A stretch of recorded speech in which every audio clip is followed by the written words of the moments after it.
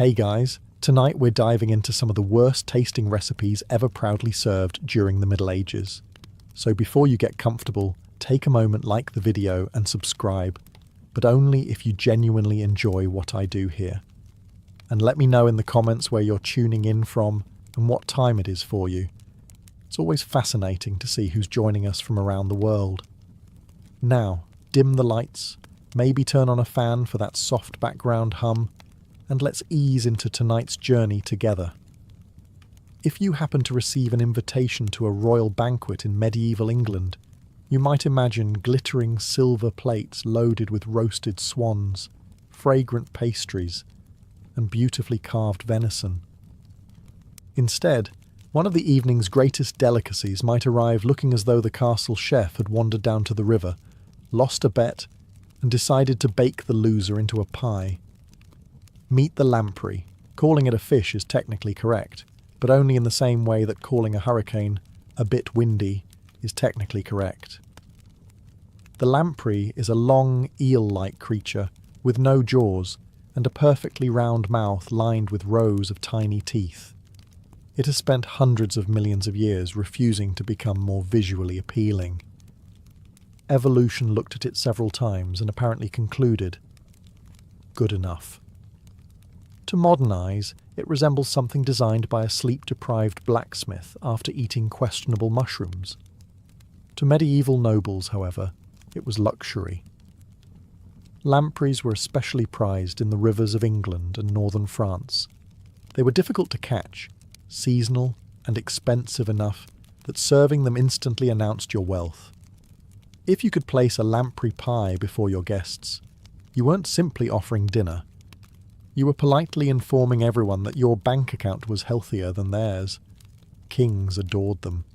Bishops requested them. Even monasteries occasionally enjoyed them when fortune smiled upon the kitchen.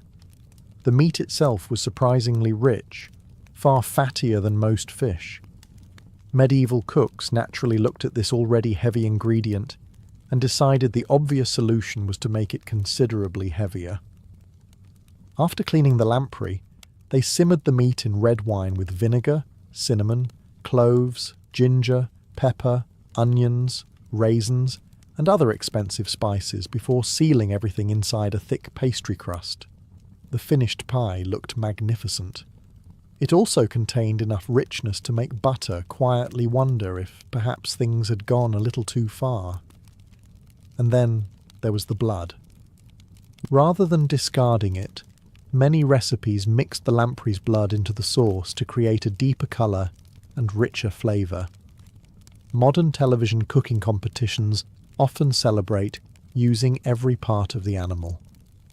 Medieval cooks heard that philosophy centuries early and interpreted it with remarkable enthusiasm. The lamprey's most famous admirer was King Henry I. According to medieval chroniclers, his physicians repeatedly warned him not to eat so many lampreys. Whether they feared indigestion, food poisoning, or simply wanted their king to survive another winter, we cannot say for certain. Henry, however, seems to have treated medical advice the way many people treat the terms and conditions before installing software. He ignored it. In the year 1135, after reportedly enjoying a generous meal of lampreys, the king fell gravely ill and died shortly afterward. Today, historians are careful not to blame the pie entirely. He may have suffered from food poisoning, another illness, or a combination of factors unrelated to his favourite meal. Medieval medicine was not exactly famous for controlled clinical trials. If someone sneezed near a comet while eating fish on a Tuesday, there was a decent chance all three would end up being blamed. Still, the story endured because it was simply too good not to repeat. A mighty king brought low, not by an invading army or a palace conspiracy, but by repeatedly saying, "One more slice won't hurt."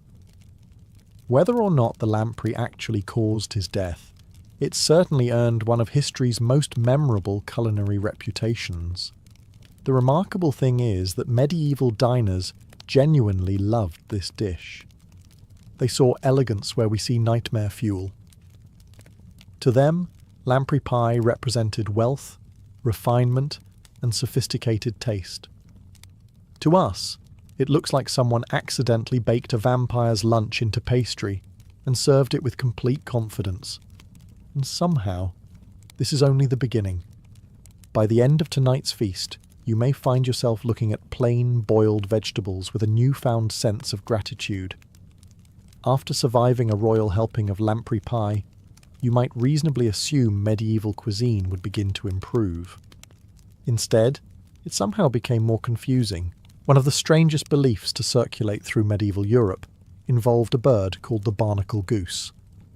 The mystery was simple enough.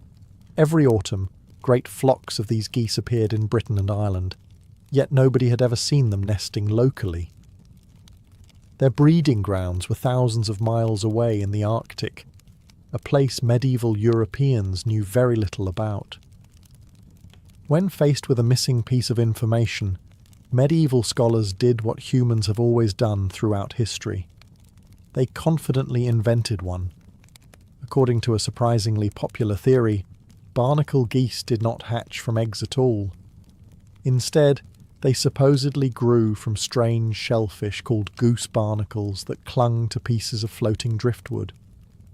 Over time, tiny birds were believed to develop inside the shells before dropping into the sea and flying away as fully formed geese. If this sounds ridiculous, remember that nobody could simply search for "where do barnacle geese nest?" The nearest search engine was an elderly monk who had once spoken to a fisherman whose cousin claimed to know someone who had definitely seen it happen. Illustrations from medieval manuscripts even show little geese hanging from pieces of wood, like ripe fruit waiting for harvest. Naturally, people began asking an important question. If these birds came from shellfish instead of ordinary animals, were they technically meat? For many medieval Christians, especially during fasting seasons like Lent, eating meat from land animals was forbidden. Fish, however, remained perfectly acceptable. Since barnacle geese supposedly originated in the sea, several regions concluded that eating them during fast days was completely reasonable. One suspects the geese themselves were never consulted on this theological loophole. Cookbooks described roasting the birds with herbs, onions, vinegar, and rich sauces, much like any other goose. The flavour itself was probably excellent. Wild goose is still enjoyed today. What tasted unpleasant, however, was the medieval habit of combining the rich meat with powerful vinegars, excessive spices, and sweet ingredients like raisins or prunes in the same dish. Medieval cooks adored mixing sour, sweet, salty, and spicy flavours until your tongue simply gave up trying to identify what was happening. It was less a recipe and more an organised negotiation between competing ingredients. Eventually, explorers reached the Arctic nesting grounds and discovered the truth. Barnacle geese reproduced exactly like every other sensible bird by laying eggs. An entire culinary tradition built upon spontaneous tree-grown geese quietly collapsed. Still, you have to admire the medieval imagination. Presented with a migratory mystery, they invented one of history's most entertaining biological theories, and then celebrated their scientific breakthrough by putting gravy on it. By now, you've probably noticed that medieval cooks had a remarkable talent for taking perfectly edible ingredients and asking, how can we make this significantly more challenging? Their answer, quite often, was salt. Lots of it. Salted herring became one of the most common foods across northern Europe during the Middle Ages. Every autumn, enormous schools of herring filled the North Sea and the Baltic. Fishermen caught millions of them, and merchants quickly realised there was a fortune to be made if the fish could survive long journeys inland. Without refrigeration, there was only one reliable solution: bury the fish in enough salt to preserve it for months. Freshly caught herring were cleaned, layered inside large wooden barrels, and buried beneath mountains of coarse sea salt. The salt drew moisture from the flesh, preventing bacteria from growing and allowing the fish to travel hundreds of miles. By the time a barrel reached a market in Central Europe, the herring inside had become astonishingly durable. Some probably qualified as building materials. The fish remained edible for months, sometimes even a year. That was the good news. The bad news was that every bite contained approximately half the North Sea. Before cooking, families usually soaked the herring in buckets of fresh water for an entire day. Wealthier households sometimes changed the water several times in hopes of removing more salt. Poorer families often lacked the luxury of wasting fresh water, so the fish simply stayed enthusiastic. Even after soaking, the first bite could leave your mouth feeling as though you had accidentally swallowed a wave. Medieval cooks tried everything to improve the flavour. They simmered herring with onions, mustard, parsley, vinegar and wine. Some recipes added raisins, apples or honey in an attempt to balance the saltiness. Others covered the fish with strong sauces packed with pepper, cinnamon, cloves and ginger. This was not because medieval people disliked spices.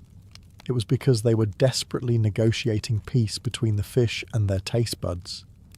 Salted herring became especially important during Lent and the many religious fast days observed throughout the year. Depending on the calendar, Christians could spend well over 100 days annually avoiding meat. Fish therefore became an essential source of protein, and herring was cheap enough to feed everyone from peasants to monks. Monasteries often purchased entire wagon loads of salted fish before winter arrived.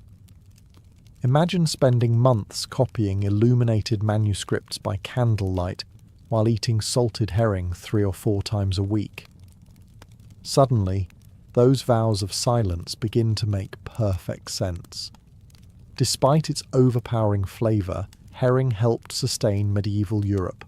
It fed armies, supplied growing cities, and supported an enormous international trade network, stretching from Scandinavia to Italy.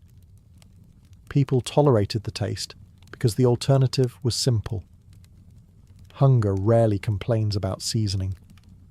Still, after your 5th consecutive meal of salty fish, even the most devoted medieval diner may have found themselves dreaming of something truly exotic. Like plain bread. After surviving salted herring, you might hope medieval dinner would finally offer something comforting. It did. Unfortunately, comfort and excitement are not always close friends. Few dishes appeared on medieval tables more often than pottage. It was the everyday meal of peasants, craftsmen, monks, and even many nobles when grand feasts were not being held.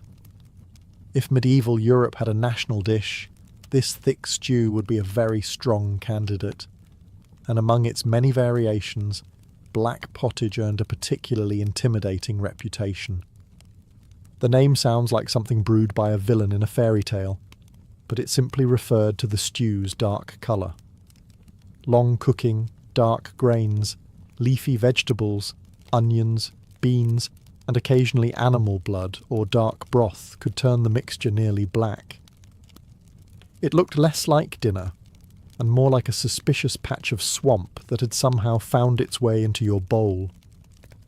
The ingredients depended entirely on what happened to be available. Cabbage, leeks, turnips, peas, barley, old bread, sometimes beans, sometimes oats, sometimes all of them at once. The remarkable thing about pottage was that it never truly ended. A large iron pot hung over the household fire day and night. Each morning, more vegetables were tossed in. Whatever remained from yesterday stayed exactly where it was. If someone caught a rabbit, pieces went into the pot. If a chicken stopped laying eggs permanently, into the pot it went. If nothing new appeared that day, everyone simply enjoyed yesterday's stew, now with the added complexity that only another 24 hours of boiling can provide. You could almost think of it as medieval meal preparation, except instead of storing leftovers in the refrigerator, they stored them over an open fire, continuously, for days. The longer the stew simmered, the thicker it became. Bread was often stirred in to stretch the meal further, producing a consistency somewhere between soup and mortar. It filled empty stomachs exceptionally well. It was just not especially memorable on the tongue.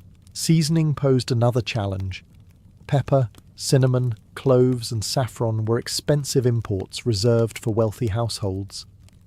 Ordinary families relied on herbs from their gardens, parsley, sage, thyme or dill, along with onions and garlic to provide flavour.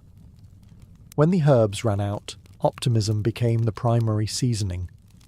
Interestingly, medieval physicians approved of pottage. According to the medical theory of the four humours, warm cooked foods were easier to digest than many raw ingredients. A slowly simmered stew was considered wholesome and balanced, making it an ideal daily meal. Modern nutritionists might even agree with parts of that assessment, just perhaps not after the stew had celebrated its 4th consecutive birthday in the same cooking pot. Black pottage was never intended to impress dinner guests. It existed for one simple purpose: keeping people alive through hard winters, poor harvests, and long days of labour. And to be fair, it succeeded brilliantly. It simply did so while convincing generations of medieval Europeans that variety was something other families probably enjoyed. If medieval cooks had one guiding philosophy, it was this: if a food could be boiled, it would be boiled. If it could be boiled long enough to become gelatin, even better. That brings us to one of the more unusual dishes to survive from medieval kitchens: jellied eels. Eels were everywhere. Rivers, marshes, ponds and estuaries across Europe teemed with them. They were easy to catch, surprisingly nutritious, and unlike many fish, they remained alive for quite some time after being removed from the water. This made transporting them to markets much easier. The unfortunate side effect was that medieval fish markets occasionally looked as though the merchandise was attempting a coordinated escape. Once caught, the eels were skinned, chopped into sections, and simmered slowly with onions, herbs, vinegar, and sometimes white wine. During the long cooking process, something interesting happened. The bones and skin naturally released collagen. As the broth cooled, it transformed into a firm jelly that surrounded every piece of fish. Modern chefs would describe this as perfectly natural. Modern diners would probably describe it as emotionally challenging. Imagine lifting a spoonful of what appears to be transparent meat-flavoured jelly, only to discover an eel hiding inside like an unpleasant surprise from the river itself. Texture mattered enormously in medieval cuisine. Wealthy households loved foods that demonstrated culinary skill, and turning liquid into a shimmering jelly impressed guests. A clear, well-set aspic showed patience, technique, and access to quality ingredients. Today, if your fish arrives wobbling across the plate, most people assume something has gone terribly wrong. Medieval nobles applauded. The flavour itself was often surprisingly mild. Vinegar added sharpness, parsley and sage contributed freshness, while pepper and ginger provided warmth. Yet the overwhelming memory for many modern eaters isn't the taste. It's the sensation. Every bite seems unable to decide whether it wishes to be soup, fish, or dessert. It settles for becoming none of them. Not everyone enjoyed eel equally. Some regions prized it above almost every other freshwater fish, while others considered it a meal of necessity. During religious fasts, however, eel became particularly valuable because it counted as fish, allowing Christians to avoid forbidden meat without sacrificing much-needed protein. Monasteries often maintained carefully managed eel ponds, ensuring a reliable food supply throughout the year. Medieval monks copied sacred manuscripts by day and occasionally rewarded themselves with a generous serving of wobbling river gelatin by evening. History rarely mentions that part. To be fair, eel remains popular in many parts of the world today, especially when grilled or smoked. The medieval version simply chose a preparation method that emphasized every texture modern diners usually try very hard to avoid. Still, compared with some recipes waiting ahead, jellied eels were almost elegant. At least you could usually identify what animal you were eating. That will not always be the case. After several courses featuring fish, jelly, and enough salt to preserve a small kingdom, perhaps a simple vegetable soup sounds refreshing. Allow medieval garlic pottage to change your mind. Garlic was one of the most dependable ingredients in the medieval kitchen. It was cheap, easy to grow, survived harsh winters, and, according to physicians, possessed nearly miraculous healing powers. If you had a cough, eat garlic. If you had a fever, eat garlic. If you had poor digestion, eat garlic. If your neighbour had a fever, apparently you should also eat garlic, just to stay ahead of the situation. By the Middle Ages, garlic had earned a reputation as nature's medicine cabinet. It also had another remarkable quality. Nobody wanted to stand close enough to argue with someone who had just eaten a large bowl of it. Garlic pottage was a humble dish, particularly common among peasants, monks, labourers, and travellers. The recipe itself was wonderfully simple. Whole bulbs of garlic were peeled and simmered alongside onions, leeks, herbs, stale bread, and vegetable or meat broth. Sometimes eggs were stirred in to make the soup richer.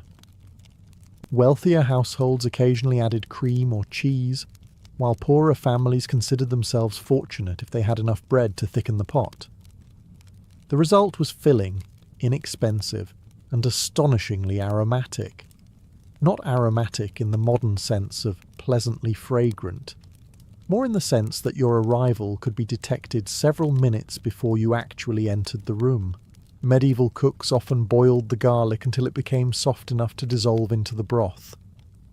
This mellowed some of its sharpness, creating a creamy texture and surprisingly rich flavour.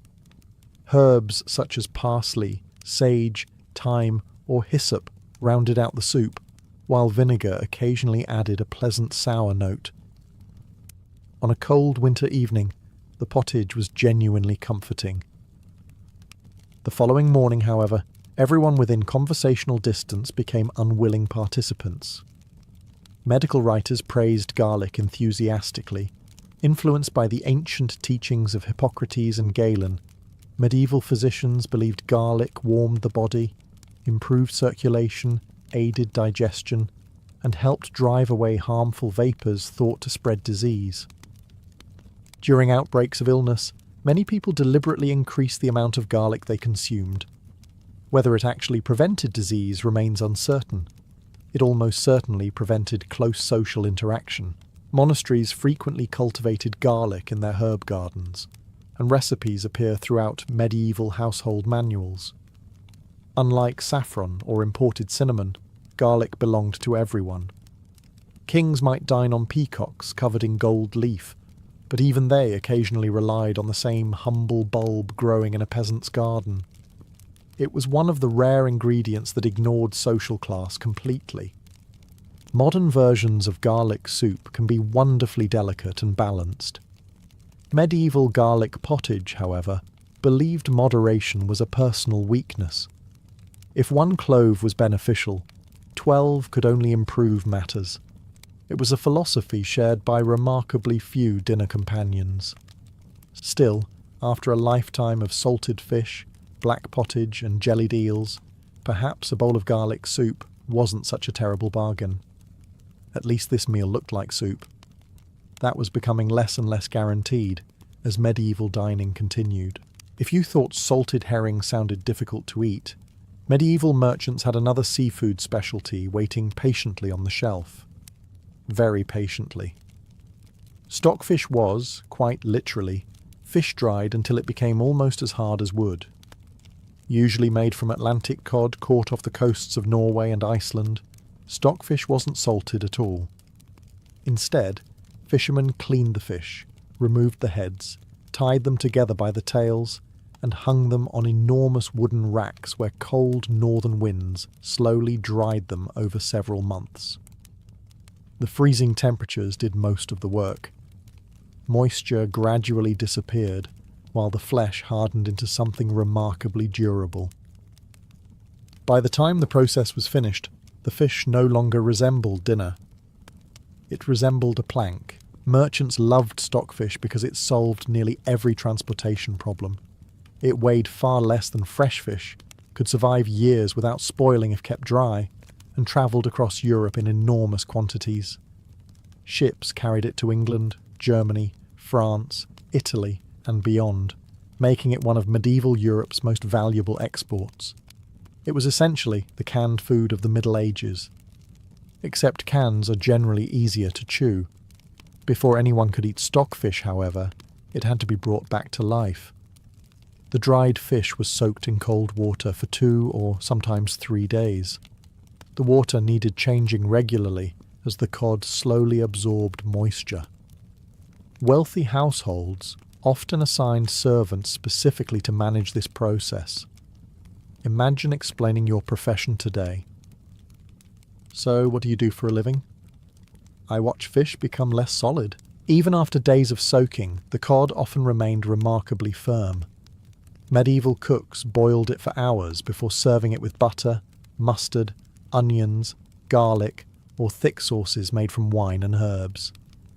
Some recipes shredded the meat into stews or pies, while others beat it with wooden mallets to soften the stubborn fibres. If your dinner requires carpentry tools, perhaps dinner has become overly ambitious. Stockfish appeared frequently during Lent and other religious fasts when meat was forbidden. Monasteries purchased vast quantities because it stored so well. Entire communities relied on it during long winters when fresh food became scarce. Nobody claimed it was exciting. It was simply dependable. Contemporary accounts suggest the flavour itself was mild, but the texture divided opinions even then. Properly prepared stockfish could become pleasantly flaky.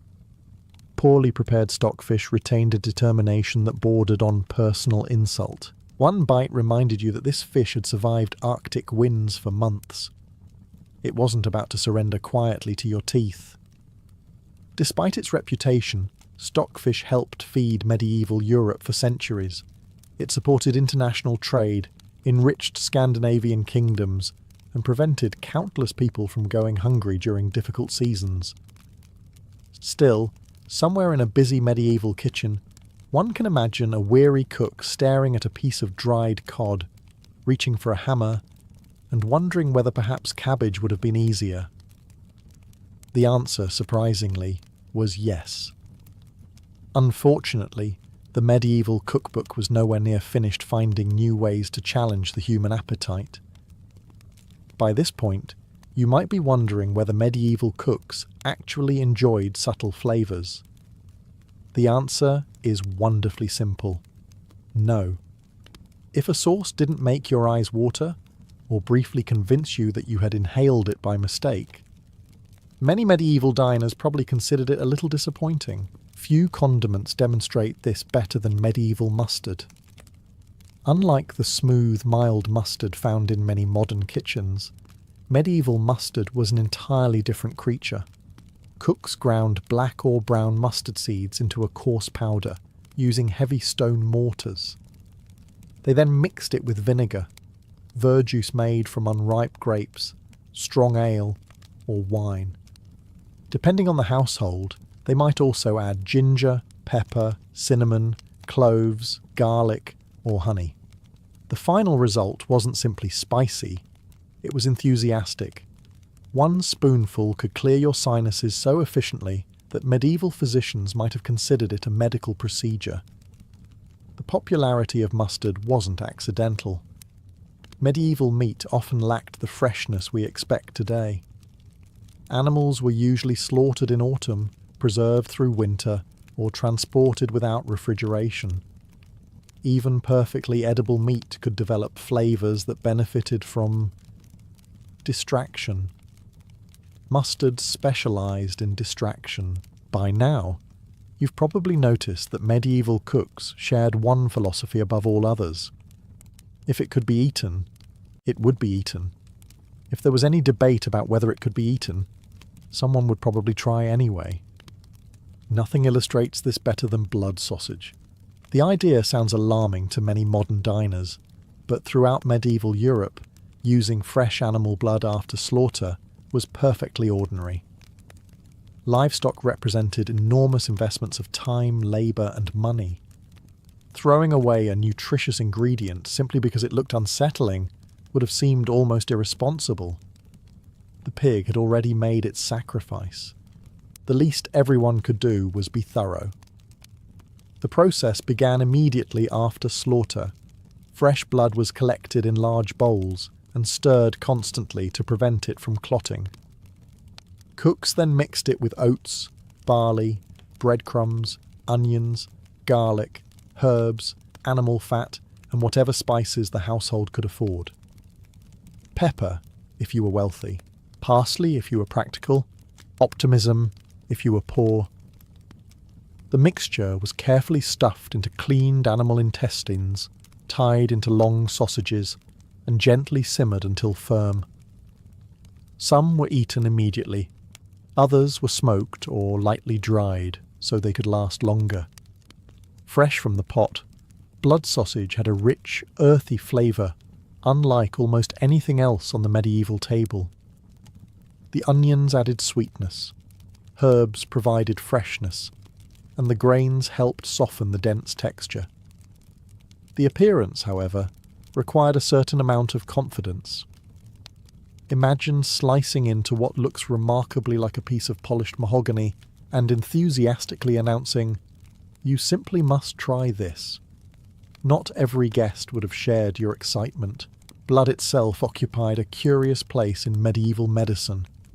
According to the theory of the four humours, blood symbolised warmth and vitality. While physicians disagreed about exactly who should eat it and in what quantity, many believed blood-based foods could restore strength after illness or hard labour. Whether this was scientifically accurate is another matter entirely. After all, medieval doctors also believed your personality might be influenced by an excess of yellow bile. Blood sausage became especially popular after autumn slaughter season. Families preserved as much meat as possible before winter, turning every usable part of the animal into food. Hams were salted, fat became lard, bones flavoured soups, skins found new purposes, and blood became sausage. Waste was the true enemy. This practical mindset explains why blood sausage survived for centuries. It was inexpensive, filling, nutritious, and remarkably efficient. In fact, versions of it are still enjoyed today across Britain, France, Germany, Spain, Poland, and many other countries. Modern recipes, however, usually benefit from better seasoning, careful preparation, and refrigeration. 3 advantages medieval kitchens would have accepted with grateful disbelief. Still, compared with several recipes waiting ahead, blood sausage almost begins to sound sensible. At least everyone knew exactly what ingredient made people nervous. The next medieval specialty managed to disguise its unpleasant surprises beneath a generous layer of sauce, proving once again that if enough vinegar and spices were involved, almost anything could be presented as fine dining. After blood sausage, perhaps a simple fish dish sounds like a welcome return to familiar waters. The medieval cook agreed, then reached for an entire jug of vinegar. To modern diners, vinegar is usually a supporting actor. A splash in a salad dressing, a little in a pickle, perhaps a drizzle over fish and chips if you're feeling adventurous. In the Middle Ages, vinegar often considered itself the main character. One of the most common fish dishes across medieval Europe involved simmering freshwater fish such as pike, carp, perch, or trout in a sauce made with vinegar, onions, herbs, and a surprising amount of imported spices. Wealthy kitchens might also include wine, saffron, ginger, cinnamon, cloves, or sugar. The goal was balance. The result occasionally felt more like surrender. Strong, sour flavours were enormously fashionable during the Middle Ages. Medieval people enjoyed combinations of sweet, sour, salty and spicy, all in the same mouthful. While modern European cooking often separates those flavours, medieval chefs enthusiastically invited them all to the same dinner party. No one asked whether they got along. Vinegar also served a practical purpose. Fresh fish spoiled quickly, especially during warm weather. Although vinegar could not magically rescue rotten food, its sharp acidity helped preserve cooked dishes for a little longer and masked minor changes in flavour. To be clear, medieval cooks weren't trying to deceive anyone. They simply lived in a world without refrigerators, where dinner occasionally had a very limited schedule. Cooking began by gently simmering the fish rather than frying it. Once tender, it was covered in a sauce thickened with breadcrumbs or ground almonds. The vinegar provided a sharp bite, while onions softened its edge. Wealthy households finished the dish with expensive spices imported from Asia, transforming a simple river fish into something worthy of a noble's banquet, or at least worthy of someone who genuinely enjoyed vinegar. The smell alone filled medieval kitchens. Imagine walking into a great hall expecting roasted meat and fresh bread, only to discover that someone had apparently seasoned the air itself. Your eyes might begin watering before the meal officially started. According to medieval physicians, sour foods help stimulate digestion and balance certain bodily humours, especially after eating rich meats. Vinegar, therefore, wasn't merely seasoning, it was practically healthcare. Conveniently, it also made ordinary ingredients seem more sophisticated. Cookbooks from England, France, Germany and Italy all contain variations of these sharp fish sauces, proving this wasn't an isolated culinary experiment. Europe collectively decided that if one spoonful of vinegar tasted refreshing, several cups would surely be even better. History suggests otherwise. Still, many medieval diners genuinely loved these recipes. Their palates had grown accustomed to bold contrasts that seem unusual today. A sweet and sour fish stew represented elegance, wealth, and refined taste. To modern mouths, however, the experience might feel less like enjoying seafood, and more like accidentally taking a very committed sip of pickling liquid. Surprisingly, medieval cooks were still not finished proving that almost any ingredient could become dinner, as long as you were willing to be extraordinarily open-minded. By now, you've probably accepted one important truth about medieval cooking. If an animal existed, medieval cooks considered every single part of it a valuable ingredient. Nothing demonstrated that philosophy quite like marrow pudding. Despite its comforting name, this was not the sort of pudding served after dinner with fresh berries and cream. Medieval pudding simply referred to a mixture of ingredients bound together, cooked slowly, and often stuffed into a casing or baked inside a crust. Dessert would have been a pleasant surprise. Instead, marrow pudding began with bones. After cattle or sheep were butchered, cooks split the large leg bones with heavy axes to reach the rich, buttery marrow hidden inside. Today, roasted bone marrow appears on the menus of fashionable restaurants. Medieval cooks looked at it and thought, "Wonderful. Now let's make it considerably stranger." The soft marrow was scraped into a bowl and mixed with breadcrumbs, eggs, onions, herbs, animal fat, pepper, ginger, and sometimes dried fruits such as raisins. Wealthier kitchens added saffron or expensive spices to announce that this particular collection of leftovers had become something respectable. Everything was stirred together until it formed a thick paste. A surprisingly enthusiastic paste. The mixture was then packed into cleaned intestines or baked inside pastry before being slowly cooked over the fire. The finished pudding was incredibly rich. Imagine spreading butter onto a slice of bread. Now imagine the butter itself deciding it could use a little more butter. That comes surprisingly close. The texture divided opinions. Some described it as smooth and luxurious, while others found it heavy enough to make a short afternoon nap feel less like a choice and more like medical advice. Of course, medieval people valued richness. Hard physical labour demanded enormous amounts of energy, and foods packed with fat were highly prized, especially during winter. A single serving of marrow pudding could provide calories that a farm labourer would quickly burn before sunset. Modern office workers, on the other hand, might burn those calories sometime around Thursday. Physicians also viewed marrow favourably. According to medieval medicine, it nourished the body, restored strength, and helped those recovering from illness. Fat was not something to avoid, it was something to celebrate. This practical attitude reflected a larger reality of medieval life.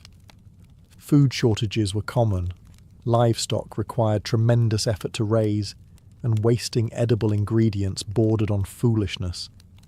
Bones flavoured soups, skins became leather, fat produced candles and cooking grease, and marrow became another satisfying meal. Very little went unused. To modernise, the recipe may seem unusual, but the underlying logic was remarkably sensible.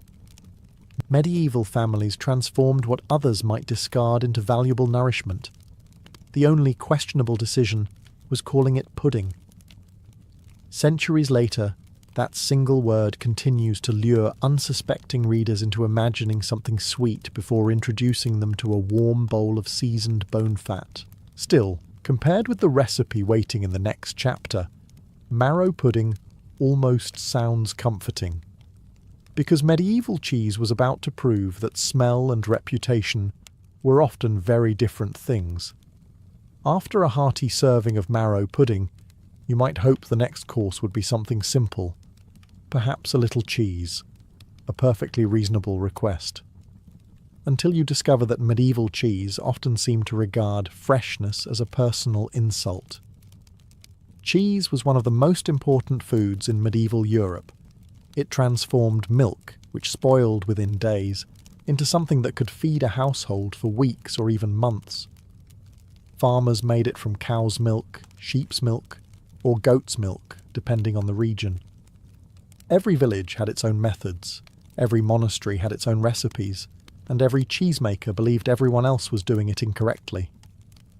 Some debates never change. Fresh cheeses certainly existed, but the varieties that impressed people were often the oldest and strongest. Wheels of cheese sat in cool cellars, slowly drying, aging, and developing increasingly powerful aromas.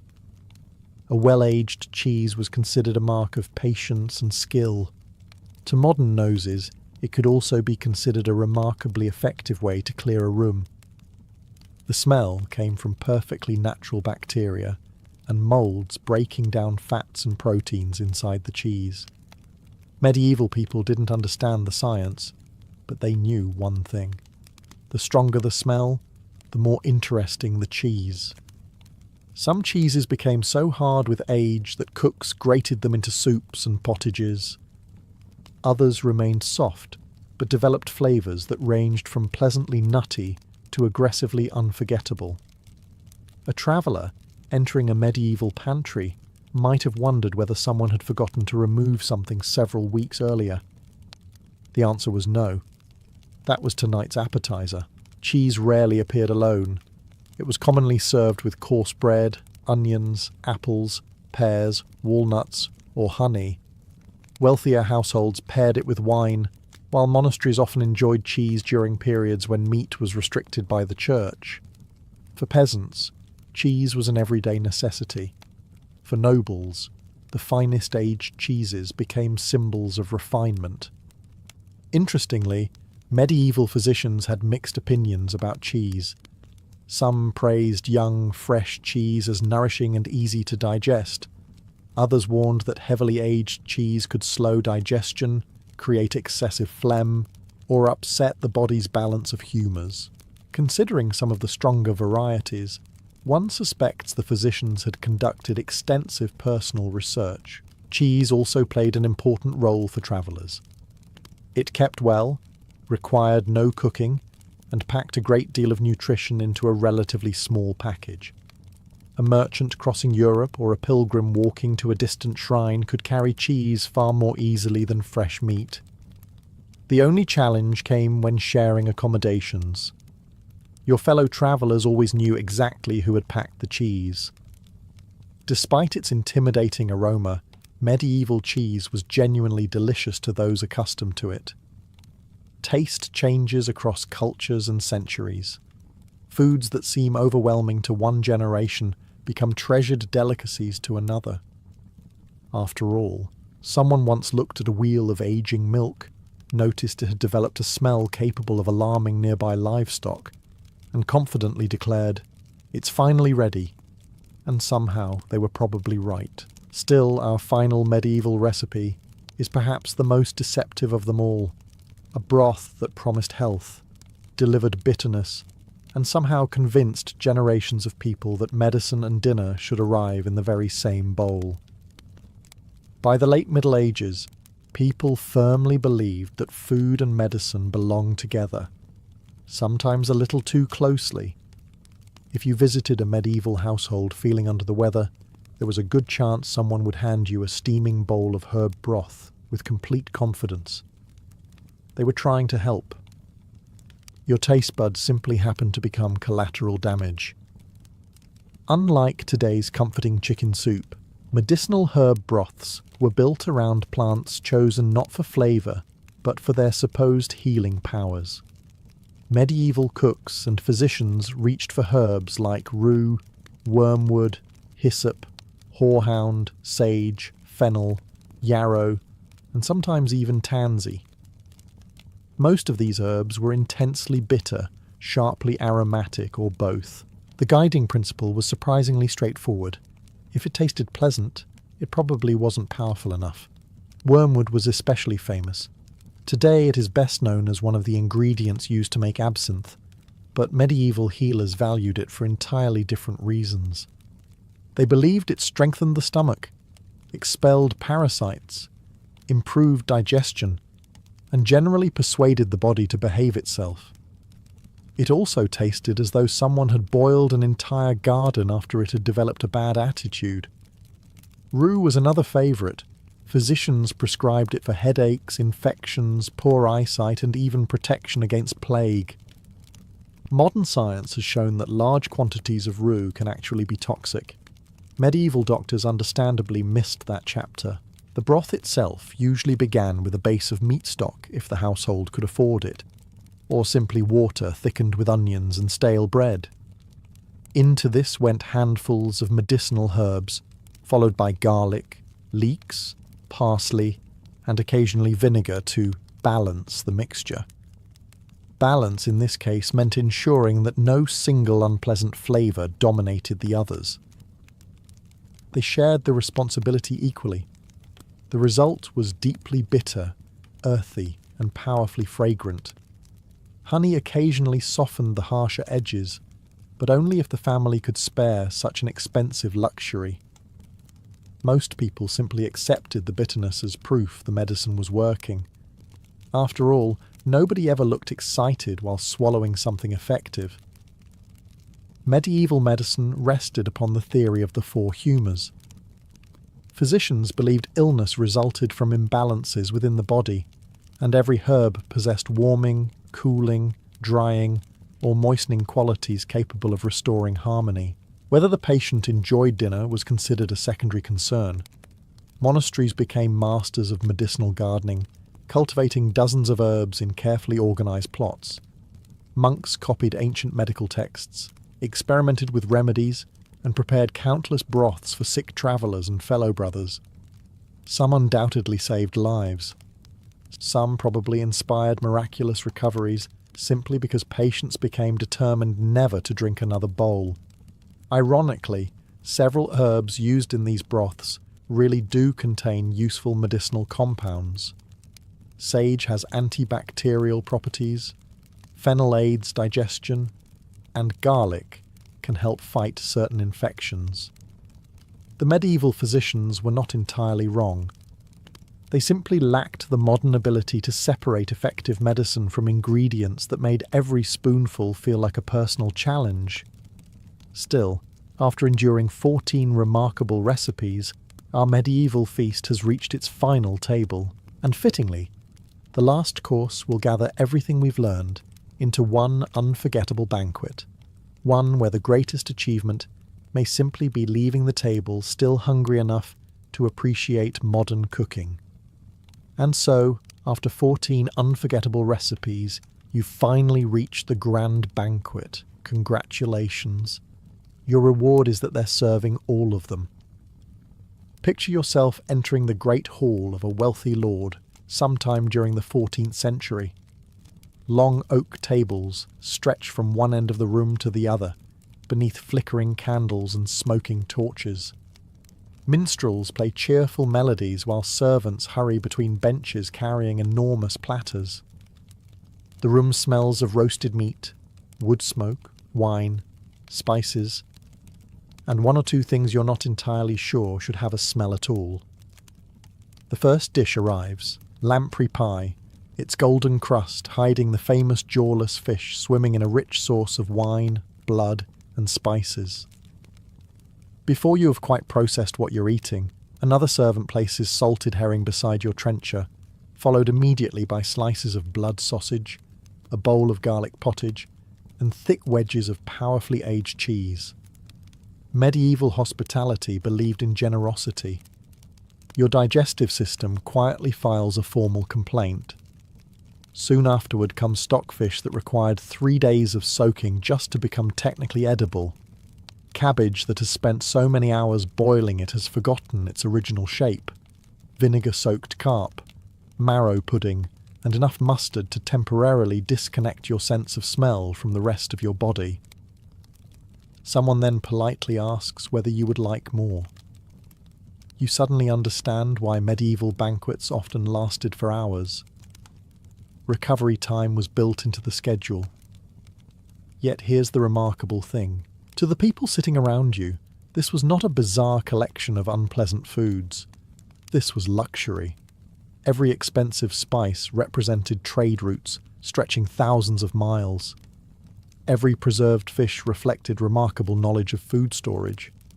Every carefully aged cheese demonstrated patience and craftsmanship. Every rich pie announced prosperity in a world where famine always lingered somewhere beyond the next harvest. Even the simplest cabbage stew represented security.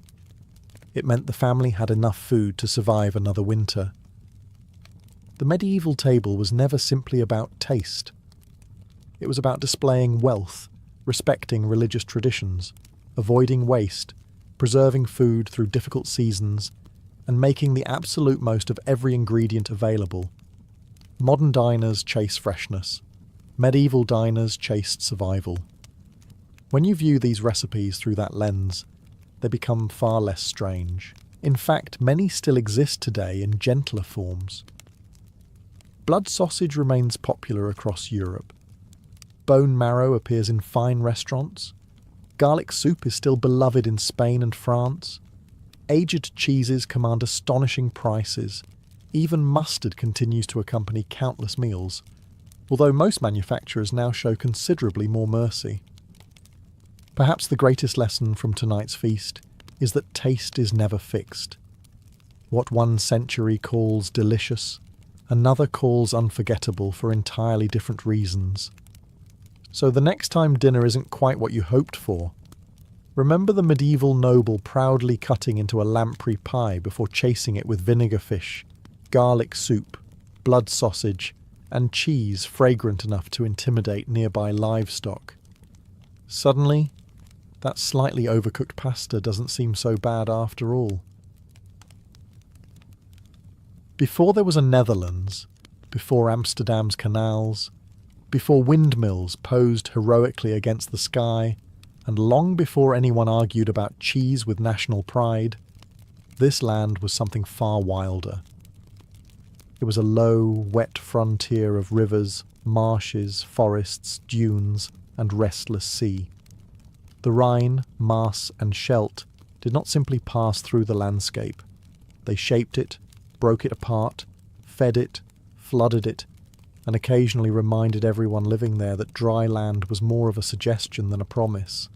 Villages rose on higher ground, on riverbanks, on sandy ridges, and on artificial mounds where people tried to stay above the water like sensible creatures, avoiding a very patient enemy. The people who lived here were not Dutch in the modern sense. There was no single kingdom, no national flag, no neat border drawn by officials with serious faces and clean sandals.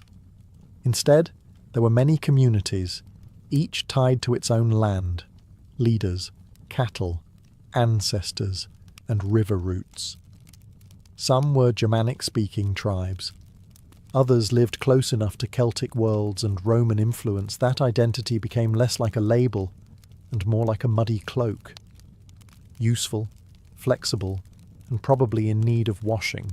Among the best known were the Batavi, who lived in the river delta and would later become famous as fierce fighters under Roman command. Near the coast were the Cananophates, neighbours of the Batavi, watching the sea and the empire with equal suspicion. Farther north lived the Frisi, people of the windswept coastal lands, where farming required courage, patience, and perhaps a mild personal grudge against the weather.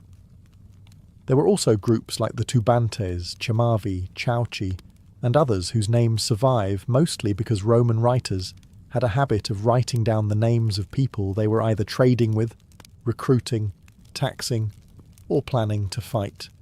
A charming system, really. Life here was shaped by water and survival.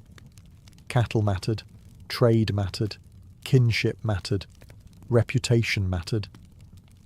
A person's world was not a country, but a web of family, village, tribe, and landscape. The marsh, the river, the forest path, and the coast were not background scenery. They were the walls of the world. Then Rome arrived at the southern edge of this wet northern land, bringing roads, forts, coins, soldiers, taxes, and paperwork, because conquest is never complete until someone starts keeping records. As the Roman Empire pushed northward during the 1st century before Christ, one tribe quickly caught its attention. These were the Batavi, a relatively small people living on an island formed by branches of the Rhine River, in what is now the central Netherlands. Surrounded by waterways and fertile floodplains, the Batavi occupied one of the most strategically valuable pieces of land in northwestern Europe. According to the Roman historian Tacitus, the Batavi were originally related to the Chatti, a powerful Germanic tribe farther east. At some point, whether through migration or political disagreement, they settled in the Rhine Delta. Their new homeland proved ideal. Rich grazing land supported large herds of cattle and horses, while the maze of rivers created natural defences against outsiders. If an invading army wanted to reach them, it first had to figure out which patch of water was actually a river and which one was simply yesterday's flooded meadow. Rather than resisting Rome immediately, the Batavi entered into an unusual alliance. Unlike many conquered peoples, they paid little or no regular tribute. Instead, they supplied something the Romans valued even more: soldiers. Batavian warriors soon earned an extraordinary reputation across the empire. They served as elite auxiliary troops, fighting everywhere from Britain to the Danube frontier. Roman commanders admired their discipline, courage, and remarkable ability to swim across rivers while carrying weapons and shields. Ancient writers even claimed they could cross swift currents alongside their horses without breaking formation. Modern military instructors might call this exceptional training. The Romans probably called it extremely useful. Their cavalry became some of the finest in the Roman army, and Batavian bodyguards were trusted to protect emperors themselves. For a tribe living on the empire's northern frontier, this was a remarkable position. Young Batavian men could travel thousands of miles, seeing deserts, mountains, and cities larger than anything they had imagined, before eventually returning home with Roman pay, foreign goods, and stories that undoubtedly became more impressive with every telling. Yet this close partnership came at a cost. Roman governors demanded more recruits, officers sometimes abused their authority, and imperial politics increasingly interfered with Batavian traditions. What had begun as a mutually beneficial alliance slowly became a relationship of growing tension. The Batavi remained among Rome's most valued allies for decades, but loyalty has limits. Before long, one charismatic leader would transform Rome's greatest northern partner into one of its most dangerous enemies, proving that even the strongest alliances can fracture when respect disappears. For years, the Batavi had been among Rome's most dependable allies. Their young men filled the ranks of elite auxiliary units, their leaders cooperated with imperial governors, and their homeland served as a stable frontier between civilization, as the Romans liked to call it, and everyone else, who naturally disagreed. But by the late 1st century after Christ, that carefully balanced relationship was beginning to crack. The breaking point came during one of the Roman Empire's most chaotic periods, the Year of the Four Emperors. In the year 69 after Christ, Emperor Nero was dead, and 4 different men claimed the imperial throne in quick succession. Legions across the empire were choosing sides, generals were declaring themselves emperor, and Roman politics briefly resembled an extremely expensive bar fight. Amid this confusion stood a Batavian noble named Julius Civilis. Civilis was no ordinary tribal leader. He had served in the Roman military, spoke their language, understood their tactics, and even carried a Roman name, evidence of his family's privileged relationship with the empire. Yet despite years of loyal service, Roman officials had arrested him on suspicion of treason. Although he was eventually released, the humiliation left deep scars. At the same time, Roman commanders were demanding ever more Batavian recruits, often using intimidation and harsh methods to fill their ranks. Civilis saw an opportunity. Using Rome's civil war as cover, he convinced many Batavi that the moment had come to reclaim their independence. At first, he claimed he was supporting one Roman claimant against another, allowing him to gather forces without immediately provoking the full weight of the empire. Soon, however, the revolt became unmistakably anti-Roman. The Batavi attacked forts along the Rhine frontier, and neighbouring tribes, including the Canonifates and several Germanic peoples from across the river, joined the uprising. Roman garrisons found themselves surrounded, isolated, and cut off from reinforcements. Entire forts surrendered after long sieges, while others were burned. Even experienced Roman legions struggled in the flooded riverlands, where local knowledge often mattered more than strict military discipline. For a brief moment, it looked as though Rome might lose control of its entire northern frontier. Yet once the empire finally settled its own political crisis, it could devote its enormous resources to crushing the rebellion. Fresh legions marched north under the experienced general Quintus Petilius Cerialis. After months of hard fighting, negotiations replaced open warfare. The revolt ended without the total destruction of the Batavi, but their special status within the empire never fully returned. The Batavi had reminded Rome that even its most loyal allies could become formidable enemies when trust was broken. While the Batavi became famous through their relationship with Rome, another people farther north built their reputation by surviving an entirely different opponent. Their greatest enemy was not an empire, but the sea itself. The Frisi occupied the coastal regions stretching across what is now the northern Netherlands and into northwestern Germany. It was a beautiful landscape, but only if you admired places where the tide occasionally attempted to repossess your home. The North Sea was unpredictable, storms were frequent, and much of the land lay barely above sea level. Yet the Frisi refused to leave. Instead, they adapted with remarkable ingenuity. Long before medieval Dutch engineers became renowned for reclaiming land from the sea, the Frisi had already developed their own solution. They built artificial dwelling mounds known today as turpen, or weerden in some regions. These raised hills, constructed layer upon layer from clay, sand, sod and household waste, lifted entire villages above the reach of ordinary floods. From a distance, these settlements looked like small islands rising from the flat marshlands. During severe storms, when seawater covered the surrounding fields, the villages remained dry, while livestock and families waited patiently for the waters to retreat. It was an early lesson that in this corner of Europe, surviving nature often required more engineering than heroics. The Frisi relied heavily on cattle. Their herds grazed on salt-rich coastal meadows that produced healthy animals prized for their strength. Cattle represented wealth, food, trade, and social status all at once. Horses were also highly valued, and Frisian horses gained a reputation throughout the Roman world for their endurance. Fishing, hunting waterfowl, collecting shellfish, and trading along the coast completed their economy. Small boats travelled rivers and tidal channels, connecting distant communities that often seemed isolated on land. Amber from the Baltic, furs from the north, Roman goods from the south, and locally produced livestock all moved through these waterways. Like the Batavi, the Frisi eventually came into contact with Rome. At first, relations were relatively peaceful.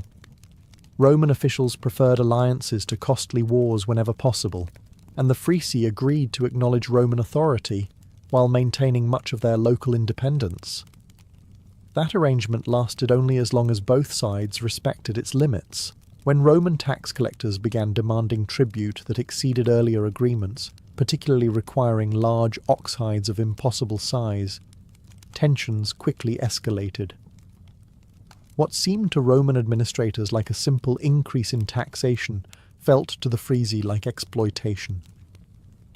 Before long, the peaceful relationship collapsed, proving once again that even on Rome's distant frontiers, greed could accomplish what armies sometimes could not. Southwest of the Batavi, along the wind-swept coastline of what is now South Holland, lived another tribe whose story is often overshadowed by their more famous neighbours. These were the Cananephates, a relatively small people whose homeland stretched across sandy dunes, tidal estuaries, and fertile river mouths. Though less frequently mentioned by Roman historians, they played an important role in one of the greatest uprisings Rome ever faced in northern Europe. Like many tribes in the region, the Cananephates probably shared close cultural ties with the Batavi. Roman writers even suggested they had similar origins, speaking related Germanic dialects and following many of the same customs. Their villages were modest collections of wooden houses with thatched roofs, surrounded by grazing animals, small fields of barley and wheat, and carefully maintained paths that linked one settlement to another across the marshy countryside. Life along the coast demanded flexibility. The sea offered fish, seals, shellfish, and trade opportunities, but storms could erase years of hard work overnight. Families learned to build where the land was highest and to read the tides almost as carefully as they read the seasons. Children likely grew up knowing how to handle small boats long before they were considered adults. Trade connected the Cananephates to distant worlds. Roman merchants sailed along the coast carrying pottery, wine, glassware, bronze tools, and fine jewellery. In return, local tribes supplied cattle, horses, leather, wool and slaves captured during conflicts farther inland. Roman coins circulated through the settlements, though barter remained common. A sturdy cow was often worth more than a purse full of unfamiliar silver. The Cananephates also developed a close military relationship with Rome. Like the Batavi, many of their young men enlisted in auxiliary units, serving on distant frontiers throughout the empire. Military service brought steady income and valuable experience, but it also exposed tribal warriors to Roman discipline, politics, and ambition. When Julius Civilis launched the Batavian Revolt in the year 69 after Christ, the Cananifates became some of his earliest allies. Under their own leader, Brino, they attacked Roman forts near the coast with remarkable speed. Local garrisons, believing the frontier secure, were caught completely by surprise. Several forts fell before Roman commanders fully understood how widespread the rebellion had become. Although Rome eventually restored control, the revolt revealed something important. The tribes of the Rhine Delta were not isolated villages acting alone. When circumstances demanded it, they could cooperate across tribal boundaries, forming alliances strong enough to challenge even the greatest empire of their age. Their unity would not last forever, but for one extraordinary moment, the marshes and coastlands spoke with a single voice. History has a habit of remembering the loudest voices. The Batavi rebelled against Rome, the Frisi challenged imperial taxes, and so their names appear again and again in ancient texts. But they were far from alone. Across the forests, heathlands, and river valleys of what is now the Netherlands, lived many other tribes whose stories survive only in scattered references, leaving archaeologists to piece together lives that Roman historians barely noticed. One of these peoples were the Chauci. They occupied the northern coastal regions stretching toward present-day Germany, where the North Sea shaped daily life as surely as it did for the Frisi. Roman writers described them with an unusual degree of respect. Tacitus praised the Chauci as a people who valued justice over conquest, suggesting they were less inclined to wage aggressive wars than many of their neighbours. Whether this reflected reality or simply Roman admiration is impossible to know, but the Chauci developed a reputation for stability and discipline. That did not mean they were weak. When circumstances demanded it, Chauci warriors launched daring raids across the North Sea. Roman records describe them sailing long distances in sturdy wooden vessels, attacking coastal settlements in what are now Germany, Gaul, and even Britain. These expeditions were not unlike those of the Vikings centuries later, although on a smaller scale. The sea that connected them to trade could just as easily carry them toward opportunity of a more enthusiastic variety. Farther inland lived the Tubantes.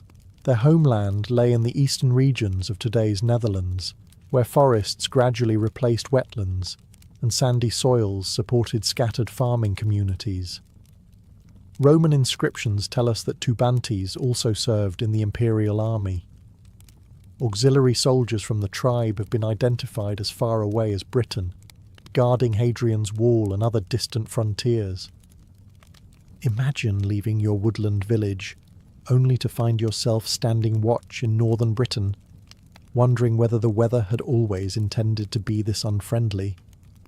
Nearby were the Chamavi, Bructeri, and several smaller communities whose territories shifted over time. Tribal boundaries were rarely fixed. Alliances changed, families migrated, villages expanded or disappeared, and powerful leaders could unite several groups before everything fragmented again after their deaths. What united these tribes was not a common government, but a shared way of life. They farmed modest fields, raised livestock, hunted in dense forests, traded along rivers, and gathered in assemblies where free men debated important decisions. Leadership depended less on inherited crowns than on personal reputation, generosity, and success in both diplomacy and war. Together, these often overlooked peoples formed a rich mosaic of cultures. They may not have left behind great stone monuments or written chronicles, but they shaped the character of the Low Countries long before medieval counts and kings ever claimed the land as their own. Long before church bells echoed across the Low Countries, the tribes of the Netherlands looked elsewhere for signs of the divine. They found them in towering oak trees, quiet springs, mist-covered marshes, and rivers whose currents seemed to possess a will of their own. To the Batavi, Frisi, Canaanophates, and their neighbours, the natural world was not merely a place to live. It was alive with unseen powers. Unlike the Romans, they left behind no grand temples of marble or towering statues of their gods. Their sacred places were often open-air sanctuaries hidden within forests or situated near rivers and wetlands. Archaeologists have uncovered weapons, jewellery, pottery, animal bones, and coins deliberately placed into bogs and waterways. These were not accidents. They were offerings, gifts intended for deities or spirits believed to inhabit these places. Water held particular importance. Rivers connected villages and trade routes, but they also marked boundaries between worlds. Throwing valuable objects into deep pools or marshes may seem wasteful today, but to these tribes it represented an act of devotion. A finely crafted sword or decorated spear offered to the gods was not being discarded. It was being entrusted to powers beyond human reach. Many of their gods remain mysterious because the tribes themselves left no written records. What we know comes largely from Roman inscriptions and later archaeological discoveries. The Batavi, for example, worshipped a goddess known as Nehelenia, particularly along the coast.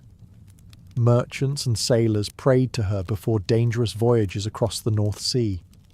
Stone altars dedicated by Roman traders depict her seated with a basket of fruit, a faithful dog beside her, and symbols of prosperity and safe travel. Other deities reflected the blending of cultures that developed under Roman influence. Local gods were sometimes identified with Roman ones, creating hybrid forms of worship. A tribal war god might become associated with Mars, while a local sky deity could be linked to Jupiter. Rather than replacing native beliefs entirely, Roman religion often absorbed them, creating a spiritual landscape that reflected both worlds. Religion also strengthened communities. Seasonal festivals marked the harvest, the return of spring, and important moments in the farming calendar. Families gathered to share meals, make sacrifices, settle disputes, and honour their ancestors. Oral tradition preserved stories of heroes, spirits, and legendary founders, though most of these tales disappeared long before they could be written down. As Roman influence slowly faded in the centuries that followed, new beliefs would arrive from the south.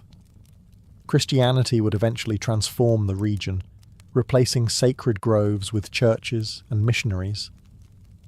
Yet beneath many medieval villages, archaeologists still uncover traces of those much older traditions. Reminders that before crosses stood on the horizon, the forests, rivers, and marshes themselves had been the first temples of the people who called this land home. By the 3rd and 4th centuries after Christ, the tribal world of the Low Countries was beginning to change, not because every village was conquered in a single dramatic campaign, but because generations of migration, trade, warfare, and diplomacy slowly reshaped the people themselves. The names that had once dominated the Roman frontier, Batavi, Canaanophates, and many others, gradually began to disappear from history. The Roman Empire was changing as well. For centuries, Rome had maintained forts, roads, and soldiers along the Rhine frontier. These defences had protected the empire from invasions, while also encouraging trade and cooperation with the local tribes. But maintaining such an enormous border became increasingly difficult. Civil wars, economic troubles, and repeated invasions stretched Roman resources thin. Garrisons were reduced, frontier towns declined, and imperial authority became less certain with each passing generation. As Rome weakened, new tribal confederations emerged. One of the most important was the Franks. The Franks were not originally a single tribe. Instead, they formed a loose alliance of several Germanic peoples living east of the Rhine. Over time, groups such as the Shamavi, Bruktari, Salii, and others joined together under this broader identity. It proved stronger than the older tribal divisions, allowing them to organize larger armies and establish more durable leadership. Many communities in what is now the southern Netherlands gradually became part of this Frankish world. This was not always the result of conquest. Families intermarried, villages merged, leaders forged alliances. Old tribal identities slowly faded as newer political loyalties took their place. The Batavi offer one of the clearest examples. After the Batavian Revolt, they continued to exist for several generations, but by the late Roman period, their distinct identity had largely disappeared. Their descendants almost certainly remained in the region, farming the same fields and living beside the same rivers, but they increasingly identified as Franks rather than Batavi. History had not erased the people, it had simply given them a new name. Farther north, however, the Frisi maintained a stronger identity. Their coastal communities remained relatively independent of Frankish control for much longer, preserving their language and customs well into the early Middle Ages. In fact, the modern province of Friesland still carries their name nearly 2,000 years later, making them one of the few ancient tribes of the Low Countries whose identity never entirely vanished. By the time the Western Roman Empire collapsed in the 5th century, the old tribal landscape had been transformed. The age of isolated river tribes was ending, and the foundations of medieval Europe were beginning to take shape. Soon, kings would replace tribal chiefs, kingdoms would replace confederations, and the story of the Netherlands would enter an entirely new chapter. Today, when people think of the Netherlands, they picture canals, bicycles, tulip fields, and cities that seem to have negotiated a peaceful coexistence with water. Few realise that beneath those modern streets lies the legacy of dozens of tribes who shaped this landscape long before the first medieval county or kingdom ever appeared.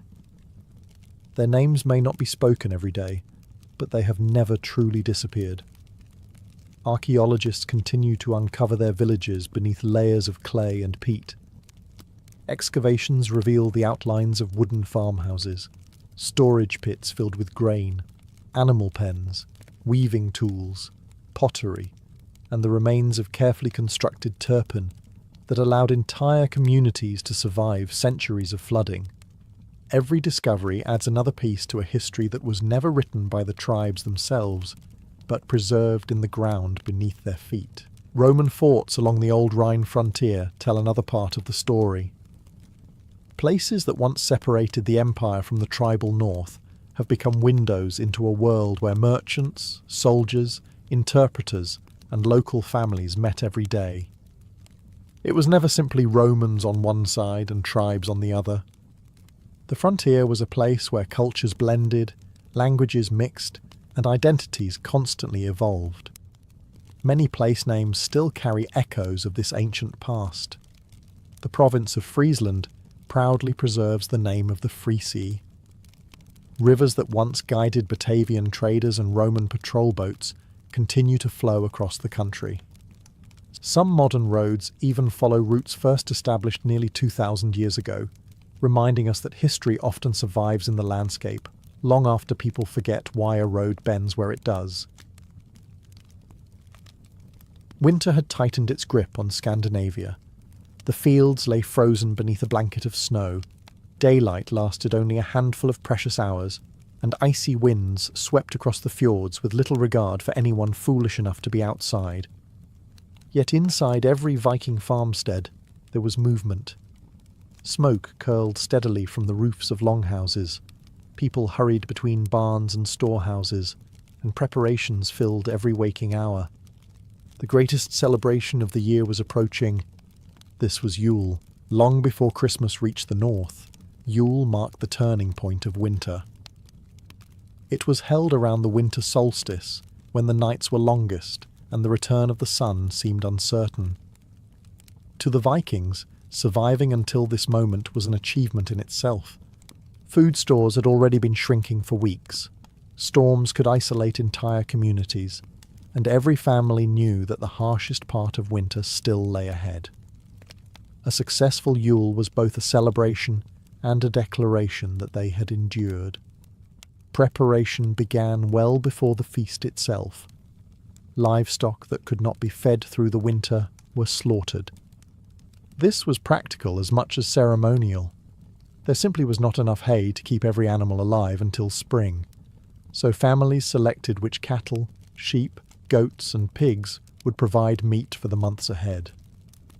Smokehouses worked constantly, preserving cuts of meat that would last long after the festival ended. One animal received special attention: the pig. Roasted pork became closely associated with Yule because of the god Freyr, whose sacred boar, Gullinbursti, symbolized fertility, prosperity, and the hope of another successful harvest when spring eventually returned. A magnificent boar placed at the centre of the feast represented far more than a good meal. It was a wish for abundance in the coming year. Ale brewing was equally important. Weeks before the celebration, enormous wooden vats were filled with malted barley, water and yeast. Every household was expected to produce enough ale not only for family members but for guests as well. In fact, medieval Icelandic law later preserved older traditions by requiring farmers to brew ale for Yule. Failing to do so was considered both shameful and disrespectful to the gods. Running out of ale during the festival was perhaps even worse. It suggested either poor planning or an alarming lack of optimism. Meanwhile, women baked dense barley bread, churned butter, prepared dried fish, gathered preserved berries, and organised the household. Men chopped great stacks of firewood and repaired benches inside the longhouse. Everything had to be ready before the guests arrived. Because when Yule finally began, the work of surviving winter would pause for a few remarkable days, and the hall would be filled not with silence, but with warmth, laughter, food, and the promise that even the darkest night would eventually give way to the returning sun. By the time the shortest day of the year arrived, the preparations were complete. Across the snowy countryside, smoke rose from dozens of longhouses as families welcomed relatives, neighbours, and honoured guests. Travel during a Scandinavian winter was never easy. Frozen rivers became roads, snow covered familiar paths, and daylight disappeared long before supper. Yet people still made the journey, because missing Yule meant missing the most important gathering of the year. As the first guests reached the farm, hospitality took over. In Viking society, welcoming visitors was more than good manners. It was a sacred obligation. A traveller could arrive exhausted, cold, and hungry after crossing miles of frozen landscape. Offering food, warmth, and shelter was expected of any respectable household. After all, the stranger knocking on your door today might be the person saving your life during next year's trading voyage. Or, according to Norse belief, he might even be Odin himself, wandering the world in disguise to judge the generosity of mankind. It was considered wise not to gamble on the difference. Boots were stamped free of snow before entering the longhouse.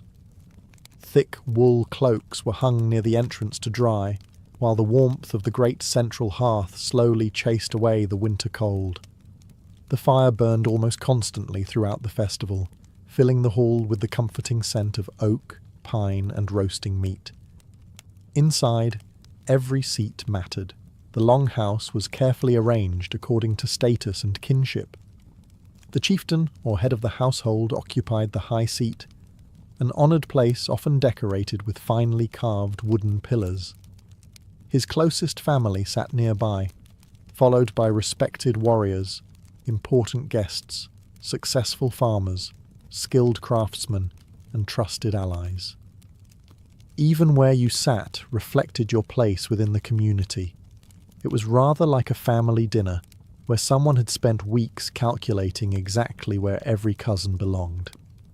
As more people arrived, the hall became wonderfully noisy. Children chased one another between the benches, until adults reminded them that hot cauldrons and excited dogs made poor playmates. Hunting hounds wandered hopefully beneath the tables, convinced that persistence was a legitimate dining strategy. Conversations filled the air as news travelled from one valley to another. Traders spoke of distant markets. Sailors described rough seas. Farmers compared harvests and winter stores. Then the servants and household members began carrying in the food. Great wooden platters appeared one after another, piled high with roasted pork, beef, smoked lamb, fish, fresh bread, butter, and steaming vegetables. Large drinking horns were filled with freshly brewed ale, ready for the first ceremonial toast. The feast had begun, but eating was only part of the evening. Before long, every cup raised around the fire would carry a meaning far greater than simply quenching one's thirst. With everyone finally gathered inside the warmth of the longhouse, attention turned toward the food. This was no ordinary evening meal. A Viking Yule feast represented the richest table most families would see all year, the result of months of careful planning, preserving, and a little optimism that winter would not outlast the pantry. At the centre of the feast stood roasted pork. The pig held a special place during Yule because of its connection to the god Freyr, whose golden bristled boar, Gullinbursti, symbolised prosperity, fertility, and peace. In some traditions, important oaths for the coming year were sworn with a hand resting upon a sacred boar before it was sacrificed and shared among the guests. Promises made during Yule were believed to carry particular weight. Breaking one later was not merely embarrassing, it risked damaging both your honour and your reputation. In Viking society, those two things were often more valuable than silver, but the feast offered far more than pork. Large joints of roasted beef and mutton filled wooden platters alongside smoked lamb that had been preserved during the autumn.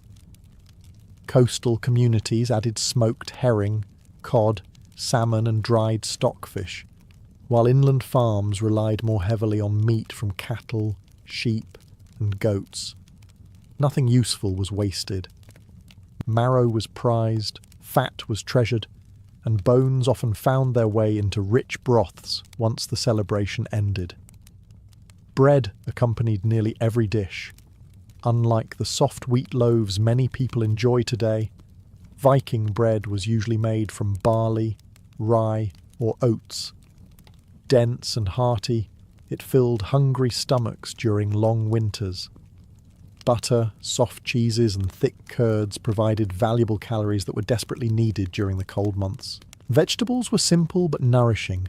Turnips, carrots, onions, cabbage, peas, beans, and leeks had all been stored from the harvest. Apples, hazelnuts, walnuts where available, and dried berries added welcome sweetness to the meal.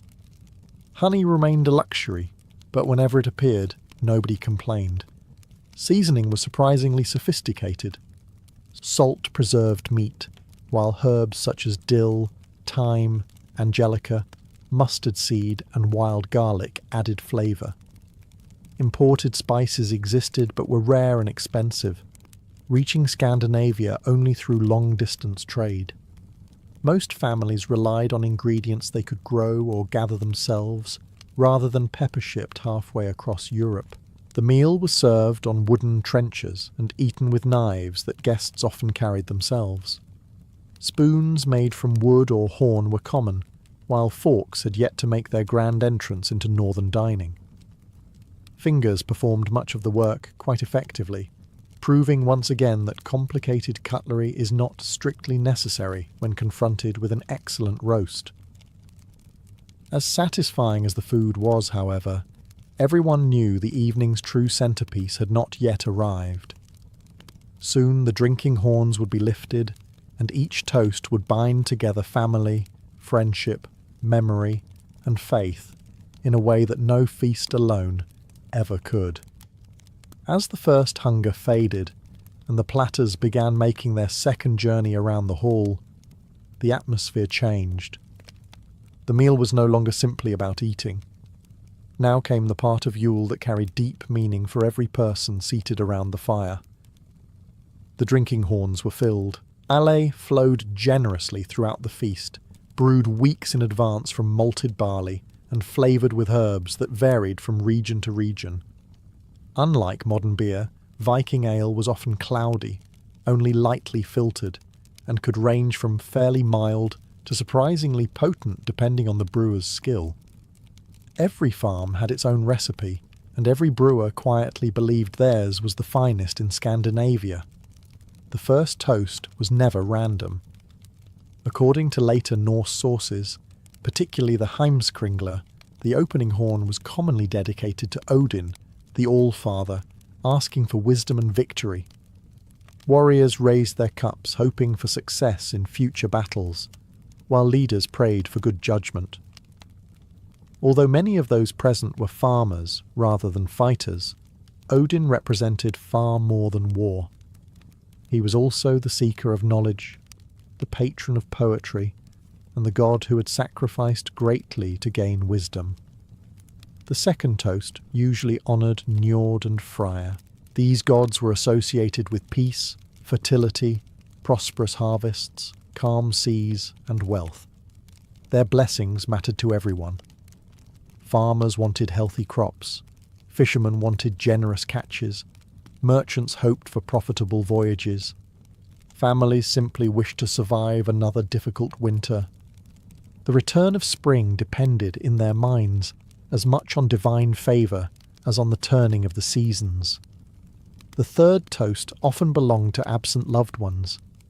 Known in later traditions as the Minnie, or Remembrance Toast, this was a moment to honour ancestors and those who had died. Names were spoken aloud so they would not be forgotten.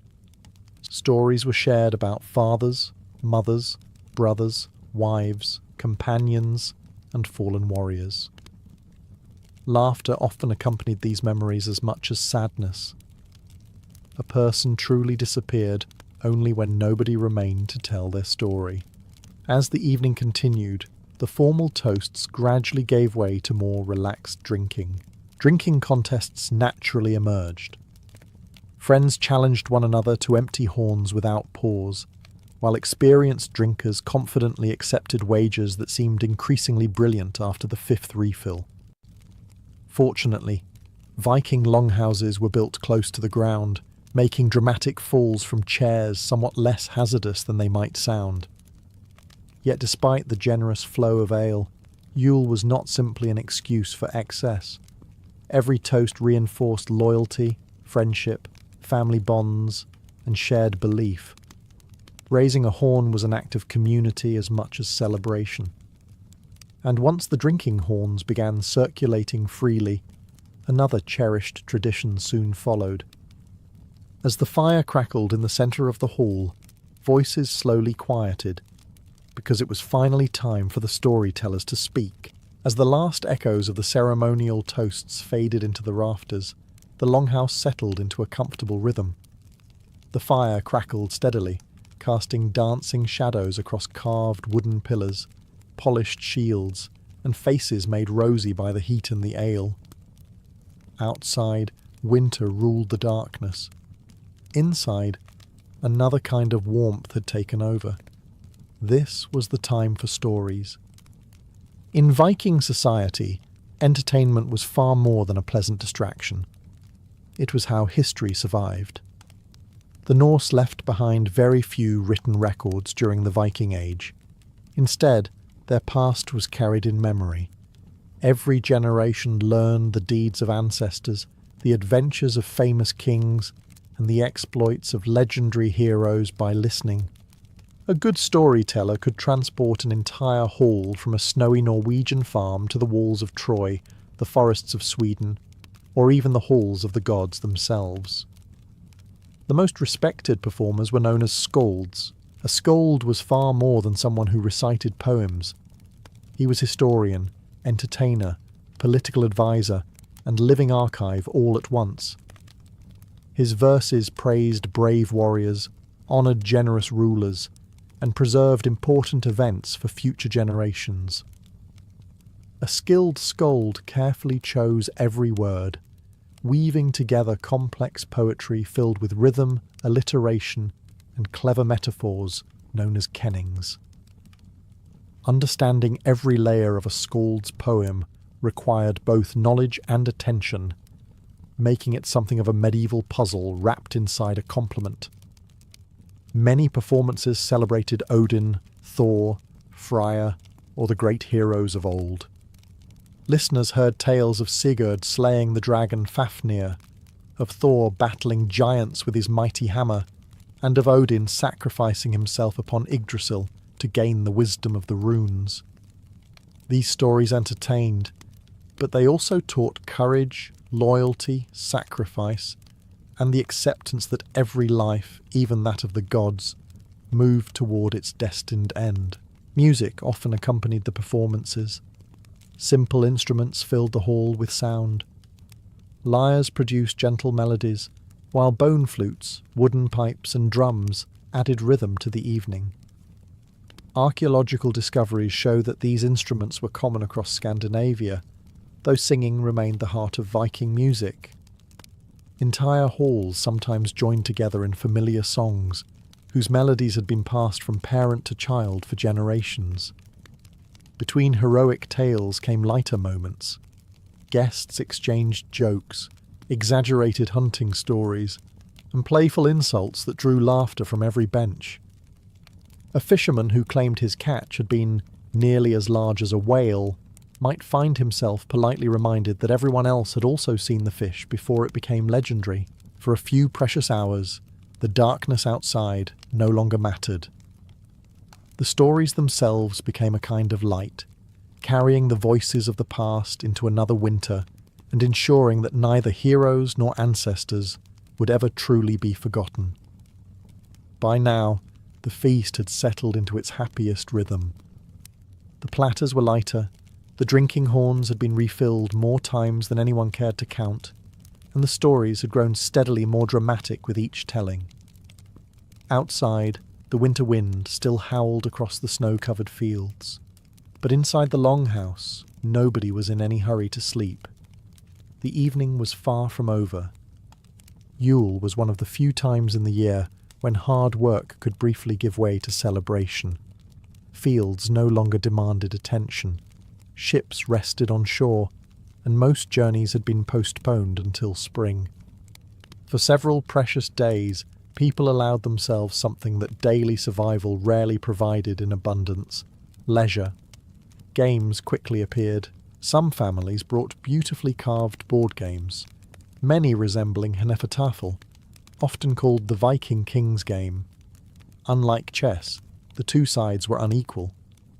One player defended a king trying to escape to the edge of the board, while the other commanded a larger force attempting to capture him. Victory depended less on luck than careful planning, and experienced players could spend hours anticipating one another's moves. Watching a particularly intense match often became entertainment in itself. Spectators offered advice that had not been requested, confidently explaining what they would have done several moves earlier. Fortunately, it is much easier to win a board game after someone else has already lost it. Children entertained themselves with simpler games. They played wrestling matches, tossed carved wooden pieces, balanced on logs outside if the weather allowed, or challenged one another to feats of strength. These activities were more than childish fun. Viking boys and girls were expected to grow into capable adults, and play often mirrored the practical skills they would one day need. Adults enjoyed contests of their own. Friendly wrestling bouts tested balance and strength without serious violence. Arm wrestling, stone lifting, and throwing competitions encouraged good-natured rivalry between neighbours. A successful farmer could compete with an experienced sailor, while an aging warrior might discover that young enthusiasm occasionally outweighed old confidence. The audience rarely minded who won, provided someone lost in an entertaining fashion. Gift-giving also played an important role during Yule.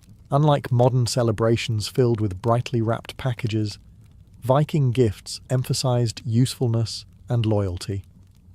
A finely forged knife, a warm wool cloak, an embroidered tunic, a drinking horn, or a well-crafted brooch represented both generosity and respect. Chieftains often rewarded loyal followers with valuable weapons, silver arm rings, or imported goods, strengthening bonds that might prove essential during the coming year. As the games gradually came to an end and laughter settled into quieter conversation, the mood inside the longhouse shifted once more. The fire still burned brightly, the ale still flowed, but everyone understood that the most sacred part of Yule had arrived. The celebration was never only about food. It was also about maintaining the fragile relationship between people and the gods they believed governed the world.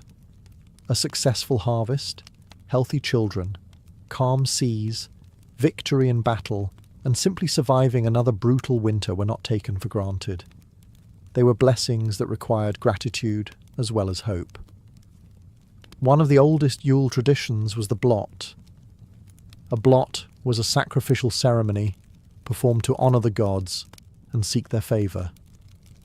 Depending on the wealth of the household or the importance of the occasion, the sacrifice might involve a pig, a goat, a horse, cattle, or other livestock. These were valuable animals, making the offering meaningful.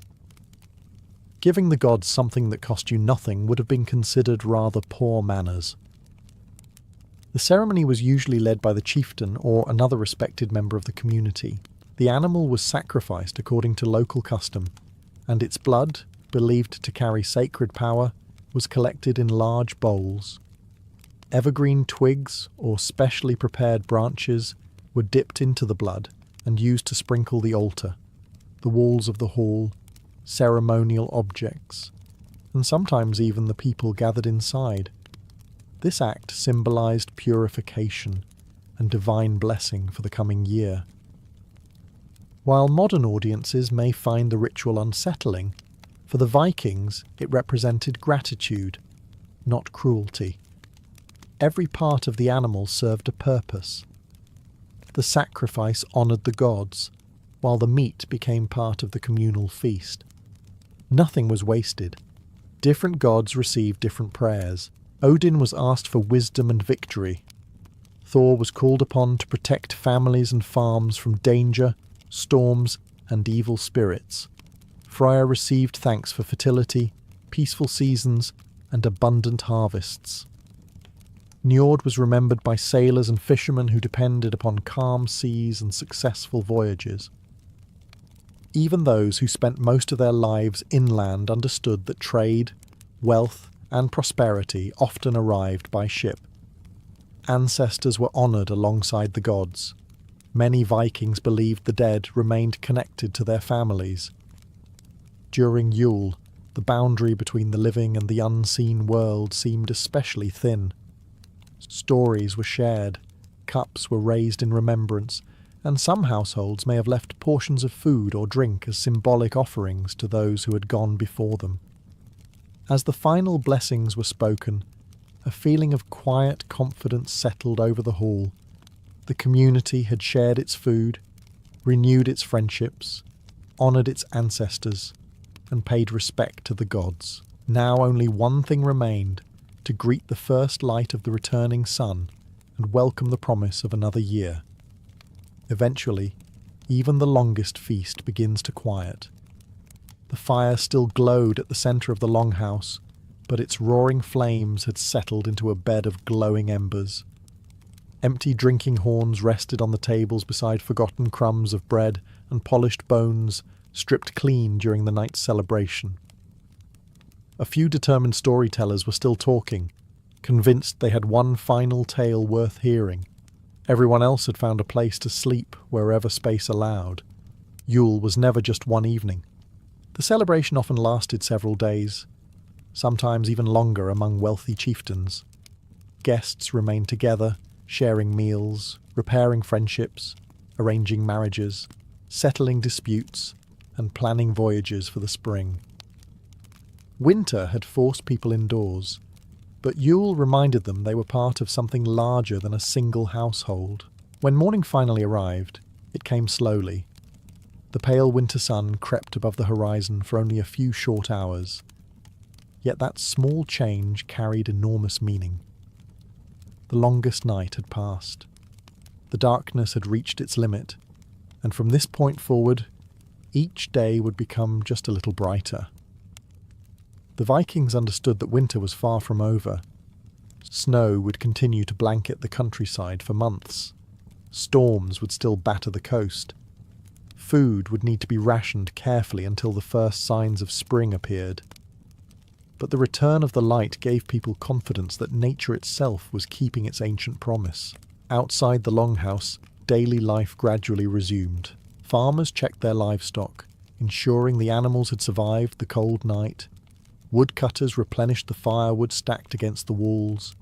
Fishermen inspected frozen shorelines and boats resting safely on land, already thinking ahead to the warmer months when the sea would once again become their highway. Children, blessed with endless energy that ignored both weather and exhausted parents, hurried outside to play in the snow before being called back to help with chores. Visitors slowly prepared for their journeys home. Before leaving, they exchanged handshakes, embraces, and final promises to meet again when spring returned. Gifts received during the feast were carefully packed, while leftover food often travelled with departing guests. Hospitality did not end at the doorway. A traveller who left well-fed was more likely to remember the generosity of his host for years to come. Looking back today, it is remarkable how many Yule traditions survived the passing centuries. Feasting with family, decorating homes with evergreen branches, exchanging gifts, raising cups in celebration, gathering around warm fires, and filling long winter nights with stories all continued, even as Christianity gradually spread across Scandinavia. The names of the gods eventually changed, but many of the customs remained surprisingly familiar.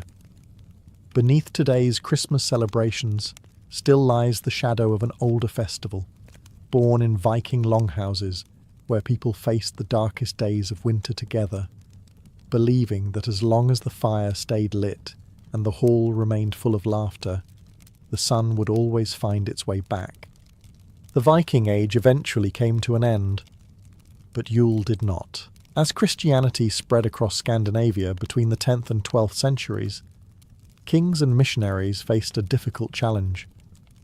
They could attempt to erase centuries of deeply rooted traditions, or they could reshape them. More often than not, they chose the second option. It was simply easier. Yule was too important to disappear overnight. Entire communities planned their winters around it. Families gathered, debts were settled, marriages arranged, friendships renewed, and the darkest weeks of the year became a time of hope instead of despair. Asking people to abandon all of that would have been like asking them to forget part of who they were. Instead, the festival slowly changed. Long before the newspapers called him public enemy number one, before Chicago whispered his name with equal parts fear and fascination, Al Capone was simply another child growing up in one of New York City's busiest immigrant neighborhoods. He was born Alphonse Gabriel Capone on January 17th, 1899, in Brooklyn, New York. His story did not begin with violence or wealth. It began in a crowded apartment filled with siblings, hard-working parents, and the daily challenges shared by thousands of immigrant families chasing the American dream at the turn of the 20th century. His father, Gabriele Capone, had emigrated from the small town of Angri, near Naples in southern Italy. Trained as a barber, he hoped America would offer opportunities unavailable in his homeland. His mother, Teresa Raiola Capone, was a seamstress whose days were spent sewing clothes while raising a growing family. Together they would have 9 children, and every pair of hands contributed to keeping the household running. The Capones settled in Brooklyn because it was already home to a large Italian community. Entire streets echoed with the sounds of Naples and Sicily. Italian bakeries filled the air with the smell of fresh bread. Neighbourhood markets sold familiar foods from the old country, and Catholic churches became centres of community life. It was possible to spend an entire day speaking Italian without ever needing English. Yet life was far from easy. Brooklyn, at the beginning of the 20th century, was exploding with new arrivals from Europe. Apartment buildings known as tenements packed dozens of families into cramped spaces. Several people often shared a single bedroom, while entire buildings relied on communal toilets in the hallway or courtyard. Privacy was a luxury few could afford. Outside, the streets never rested. Horse-drawn wagons rattled over cobblestones beside electric streetcars. Dock workers hurried toward the Brooklyn waterfront before sunrise, while factory whistles marked the beginning and end of exhausting shifts.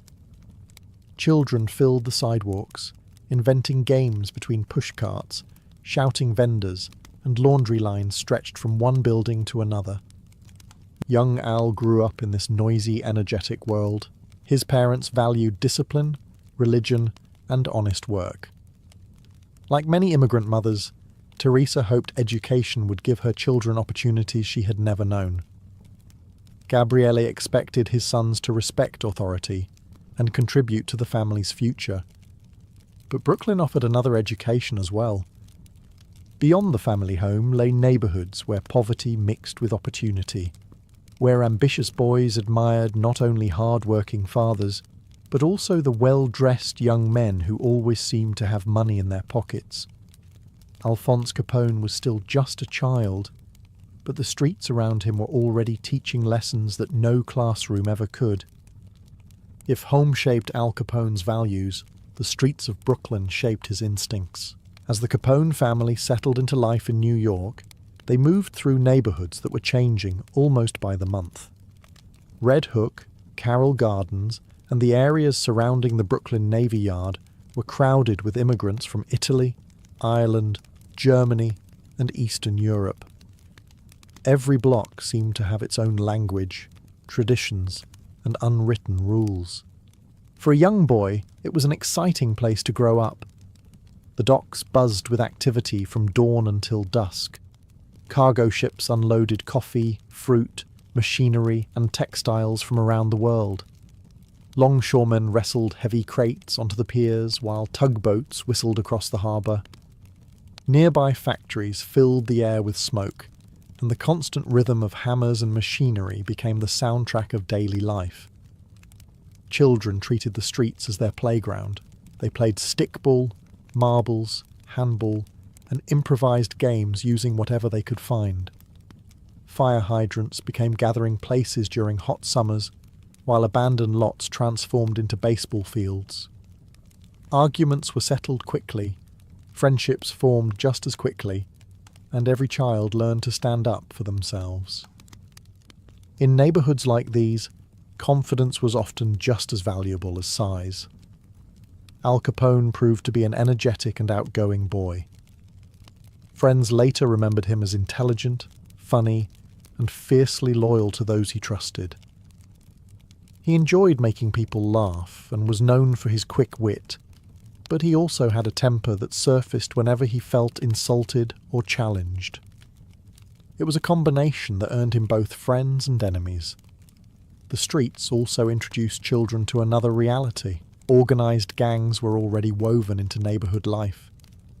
Contrary to the dramatic images created by later Hollywood films, these were not yet sophisticated criminal empires. Many began as loose groups of local boys who protected their own blocks, fought rival neighbourhoods, and searched for excitement. Older teenagers acted as leaders, while younger boys looked up to them with admiration. To many immigrant children, these older youths appeared successful. They dressed well, carried themselves with confidence, and always seemed to have money despite working very little. A neatly tailored suit or polished shoes could make a powerful impression on a boy whose father worked long hours simply to pay the rent. At the same time, respectable adults viewed these groups very differently. Parents warned their children to avoid bad influences, priests preached about honest living, and teachers urged students to stay in school. They understood how easily a curious boy could drift from harmless street games into increasingly dangerous company. Young Al stood between those two worlds. Inside his home, discipline and hard work were expected. Outside, the streets offered faster rewards and a different definition of success. For the moment, he still attended school and returned home each evening, but the balance was becoming increasingly fragile. It would not take much to tip it in a very different direction. As Al Capone grew older, the gap between the world his parents wanted for him and the one waiting outside their apartment became increasingly difficult to ignore. Like millions of children in New York, he attended public school. Teachers quickly noticed that he was not unintelligent. Quite the opposite. Capone learned quickly when he applied himself, read well, and showed flashes of leadership that made him popular among classmates. Had circumstances been different, he might easily have followed a far more conventional path. But school demanded patience. The streets rewarded confidence. Those were two very different lessons. By the time Al reached his early teenage years, discipline had become a growing problem. He disliked taking orders, questioned authority, and found it difficult to hide his temper. His reputation among other students grew, not because he was the best scholar, but because he rarely backed down from an argument or a fight. The turning point came when he was around 14 years old. According to the most widely accepted accounts, Capone became involved in an argument with one of his teachers after being disciplined for disruptive behavior. During the confrontation, he struck the teacher. Whether it was a slap or a punch varies depending on the source, but the outcome was the same. His education effectively ended that day. He never returned to school. For immigrant parents like Gabriele and Teresa Capone, this was a bitter disappointment. Education represented one of the few realistic paths out of poverty. Every year spent in school increased the chances of finding skilled work instead of endless manual labour. Watching their son abandon that opportunity must have been deeply frustrating. Without school, Al entered the workforce. He accepted whatever honest jobs he could find. At various times, he worked in a candy store, a bowling alley, and as a cutter in a bookbinding shop. These were demanding jobs with long hours and modest pay. Most required standing for much of the day, while performing repetitive tasks under the watchful eye of supervisors. The wages helped support the family, but they offered little excitement. Each morning looked remarkably similar to the last. Work hard, earn a few dollars, go home, and repeat tomorrow. Outside those workplaces, however, another world continued to tempt him. Street gangs were becoming more organised. Illegal gambling, protection rackets, and small-time theft generated far more money than honest labour ever could. Young men only a few years older than Capone wore expensive suits, visited fashionable cafes, and seemed untouched by the financial worries that dominated immigrant households. To an ambitious teenager, the comparison was difficult to ignore. Leaving school did not instantly transform Al Capone into a criminal. It simply removed one of the strongest influences encouraging him toward a different future. With education behind him and few opportunities ahead, he began spending more time with young men whose ambitions extended well beyond legal employment. Among them was one man who would change the course of his life forever, Johnny Torrio. By his mid-teens, Al Capone had reached a crossroads. He still held ordinary jobs from time to time, earning an honest wage that helped his family survive. But the streets of Brooklyn offered another career path, one that promised faster money, better clothes, and a level of respect that many young men from poor neighbourhoods struggle to find through legal work alone. Standing at the entrance to that world was a man named Johnny Torrio. Unlike many neighbourhood toughs, Torrio did not rely on brute force alone. Born in southern Italy and raised in New York, he possessed something rarer than physical strength: patience. He viewed organised crime less as constant street fighting and more as a business.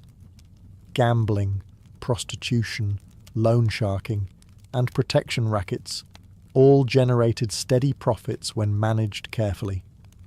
Violence, in Torrio's eyes, was expensive. Negotiation was often far more profitable. This approach made him stand out.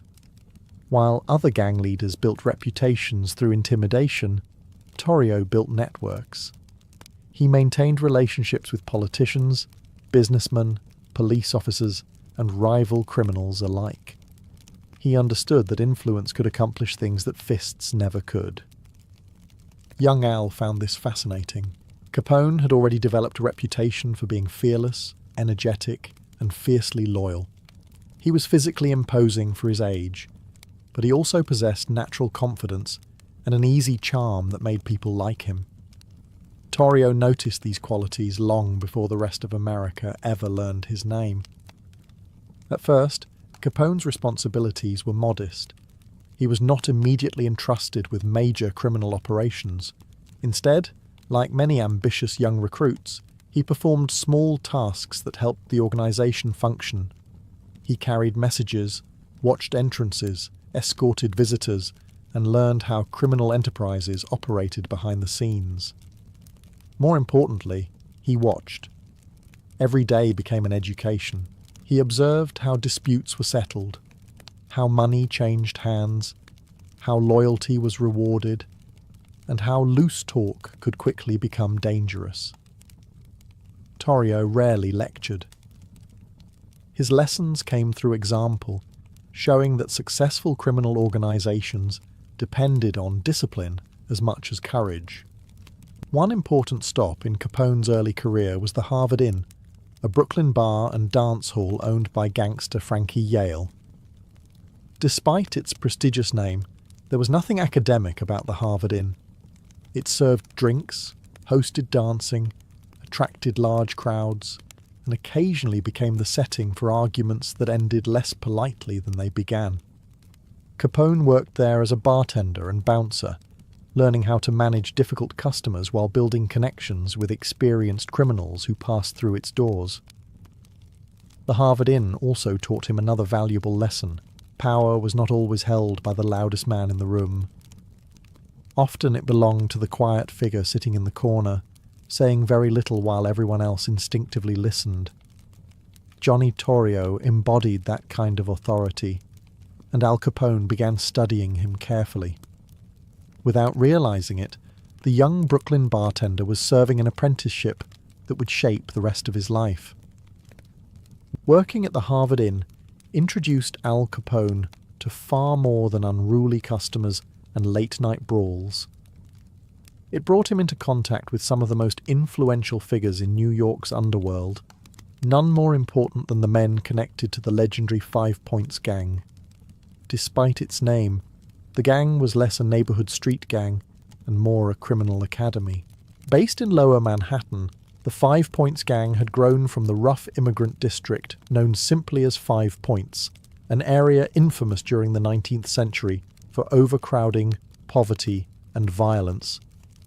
By the time Capone encountered it in the early 20th century, the neighborhood itself had begun to change, but the organization's influence had only expanded. Its leader, Paul Kelly, was unlike the stereotypical gangster. Born Paolo Vaccarelli in Italy, Kelly had changed his name to sound more American. He was educated, well-dressed, and surprisingly refined. He spoke multiple languages, boxed professionally, and preferred tailored suits over flashy displays of wealth. To many young recruits, he looked more like a successful businessman than the head of one of New York's most powerful criminal organizations. That image was intentional. Kelly believed discipline separated successful criminals from reckless thugs. Members of the 5 Points gang were expected to follow orders, remain loyal, and think before acting. Violence remained part of the business, but it was supposed to serve a purpose, not simply satisfy anger. For a young man like Capone, the organization offered something he had never experienced before. It provided structure. Older members taught younger recruits how to collect gambling debts, protect illegal businesses, and handle negotiations without immediately resorting to force. They learned that earning money consistently required organization, planning, and trust. A profitable gambling operation could generate far more income over time than a single robbery that attracted unwanted police attention. Capone absorbed these lessons quickly. He was ambitious, eager to prove himself, and willing to work long hours if it meant advancing within the criminal world. Unlike some recruits who dreamed only of becoming feared fighters, Capone paid close attention to how experienced leaders managed people and money. He watched who received respect, who gave orders, and who quietly controlled entire operations without ever raising their voice. The 5 Points Gang also became a remarkable network. Among its members and associates were young men who would later become some of the most influential figures in organized crime across America. Many eventually left New York, carrying with them the methods, contacts, and discipline they had learned under Kelly's leadership. One of those men was Johnny Torrio. When an opportunity arose in Chicago, Torrio accepted it, leaving New York behind. Before long, he would invite his promising young protege to join him. Al Capone was about to leave Brooklyn for the first time, unaware that the next city he called home would transform him from an ambitious street recruit into one of the most notorious gangsters in American history. For years, New York had been Al Capone's classroom. Its crowded streets had taught him confidence. Honest jobs had shown him the limits of hard work alone. The 5 Points Gang had introduced him to discipline, organization, and the unwritten rules of organized crime. But despite everything he had learned, Brooklyn was only the beginning. The next chapter of his life would unfold nearly 800 miles away. The opportunity came through Johnny Torrio. By the late 1900s, Torrio had left New York for Chicago, where he worked for one of the city's most influential crime bosses, James Big Jim Colosimo. Unlike the gang conflicts that dominated New York's streets, Chicago offered something much larger. The city was growing at an astonishing pace. Its factories, railroads, stockyards, and booming population created enormous wealth. And wherever large amounts of money gathered, illegal businesses were never far behind. Torrio quickly established himself as Colosimo's trusted advisor. He helped organize gambling operations, prostitution networks, and protection rackets into a remarkably efficient enterprise. Torrio believed expansion required dependable men, and when he looked back toward New York, one name stood out above the others: Al Capone. By this point, Capone was around 20 years old. He had also entered a new stage of his personal life. In 1918, he married May Coughlin, an Irish-American woman from Brooklyn. Their son, Albert Francis Capone, known to family and friends as Sonny, had been born shortly before their marriage. For a brief moment, it appeared that Capone might settle into a more ordinary existence. He had a wife, a young child, and enough legitimate work to support his family modestly. But honest employment rarely offered the financial security he desired. The invitation from Torrio promised something entirely different: greater responsibility, higher earnings, and the chance to work beside the man he admired most. Capone accepted. The move to Chicago was more than a change of address. It marked the end of his apprenticeship. In New York, he had largely followed instructions. In Chicago, he would begin helping manage operations himself. When he arrived, the city seemed almost overwhelming. Smoke poured from enormous factories. Elevated trains thundered overhead. Thousands of workers crowded the streets each day, while politicians, businessmen, immigrants, and criminals all competed for influence in one of America's fastest-growing cities. Compared with Brooklyn, Chicago felt bigger, wealthier, and far more ambitious. It also stood on the edge of enormous change. Only a few years later, the United States would outlaw the manufacture and sale of alcohol through prohibition. What many politicians believed would improve public morality instead created one of the most profitable black markets in American history. And standing beside Johnny Torrio, Al Capone was perfectly positioned to seize the opportunity. When Al Capone arrived in Chicago, the city already possessed a thriving criminal underworld. Gambling houses operated behind unmarked doors, prostitution districts generated enormous profits, and protection rackets reached into neighborhoods across the city. Johnny Torrio and Big Jim Colosimo had built one of the most successful organizations in America without relying on alcohol alone. Then the rules changed. In January of 1920, the 18th Amendment and the Volstead Act took effect, officially banning the manufacture, transportation, and sale of alcoholic beverages throughout the United States. Supporters believed prohibition would reduce crime, strengthen families, and improve public morality. Instead, it created an opportunity unlike anything organized crime had ever seen. Millions of Americans still wanted beer, whiskey, and wine. Restaurants wanted customers. Saloons wanted to stay open. Wealthy businessmen quietly stocked private cellars, while ordinary workers searched for places to enjoy a drink after exhausting shifts. The demand remained exactly the same. Only the supply had become illegal. Johnny Torrio recognized the opportunity almost immediately. To him, bootlegging was not simply another criminal activity. It was an enormous business waiting to be organized. Breweries could continue producing alcohol in secret. Trucks could transport it under cover of darkness. Speakeasies, illegal bars, hidden behind ordinary storefronts, could sell drinks at prices far higher than before. Every step of the process generated profit. Not everyone agreed. Big Jim Colosimo remained surprisingly cautious. His existing businesses already earned him a fortune, and he feared that entering the bootlegging trade would bring unwanted attention from federal authorities. To Colosimo, the risks outweighed the rewards. Torrio saw it differently. He believed refusing to enter the alcohol business would allow rival gangs to grow stronger, while his own organization stood still.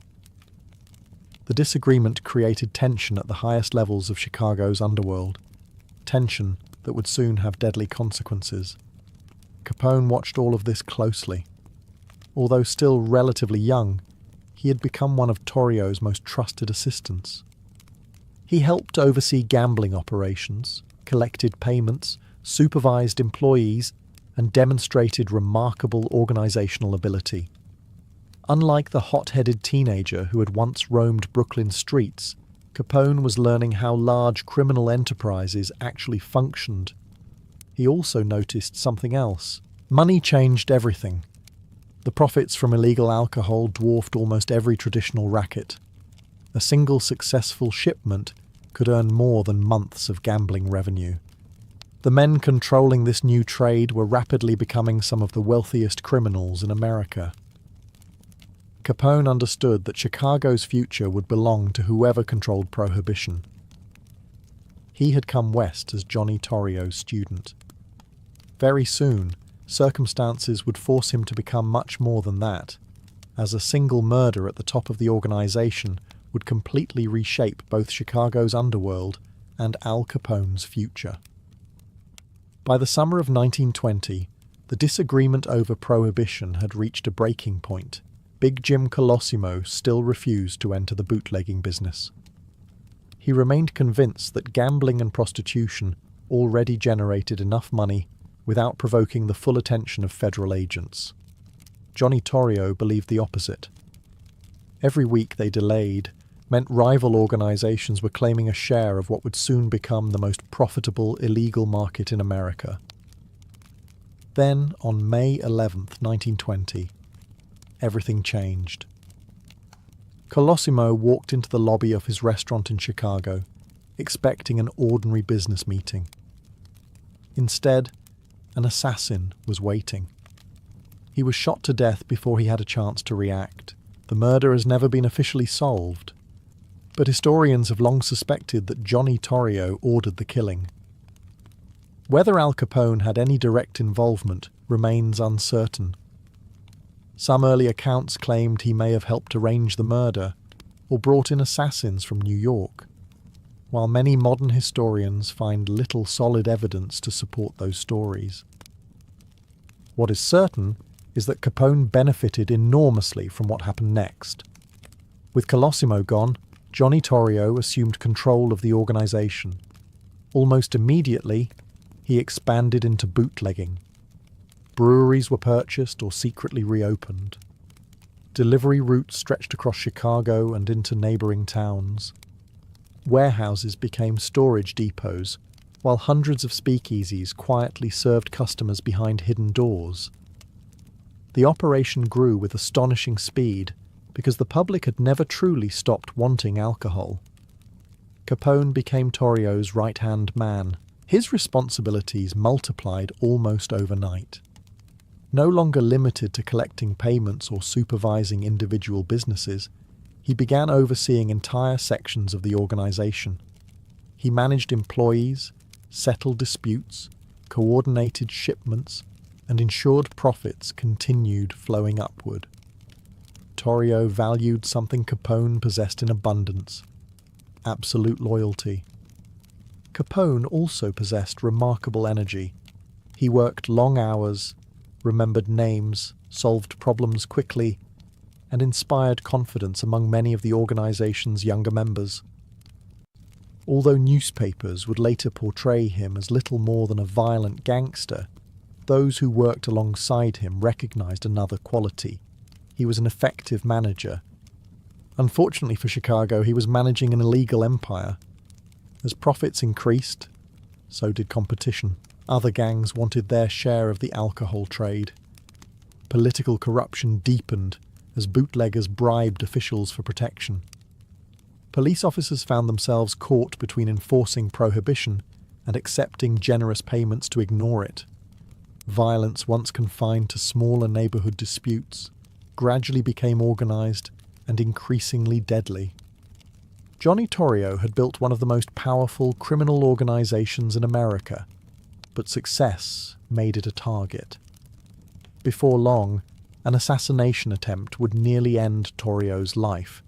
His decision afterward would change American criminal history forever, placing the entire empire into the hands of the young man who had arrived from Brooklyn only a few years earlier: Al Capone. By the beginning of 1925, Al Capone was only 26 years old. Most men his age were still trying to establish careers or support young families. Capone was about to inherit one of the largest criminal organizations in the United States.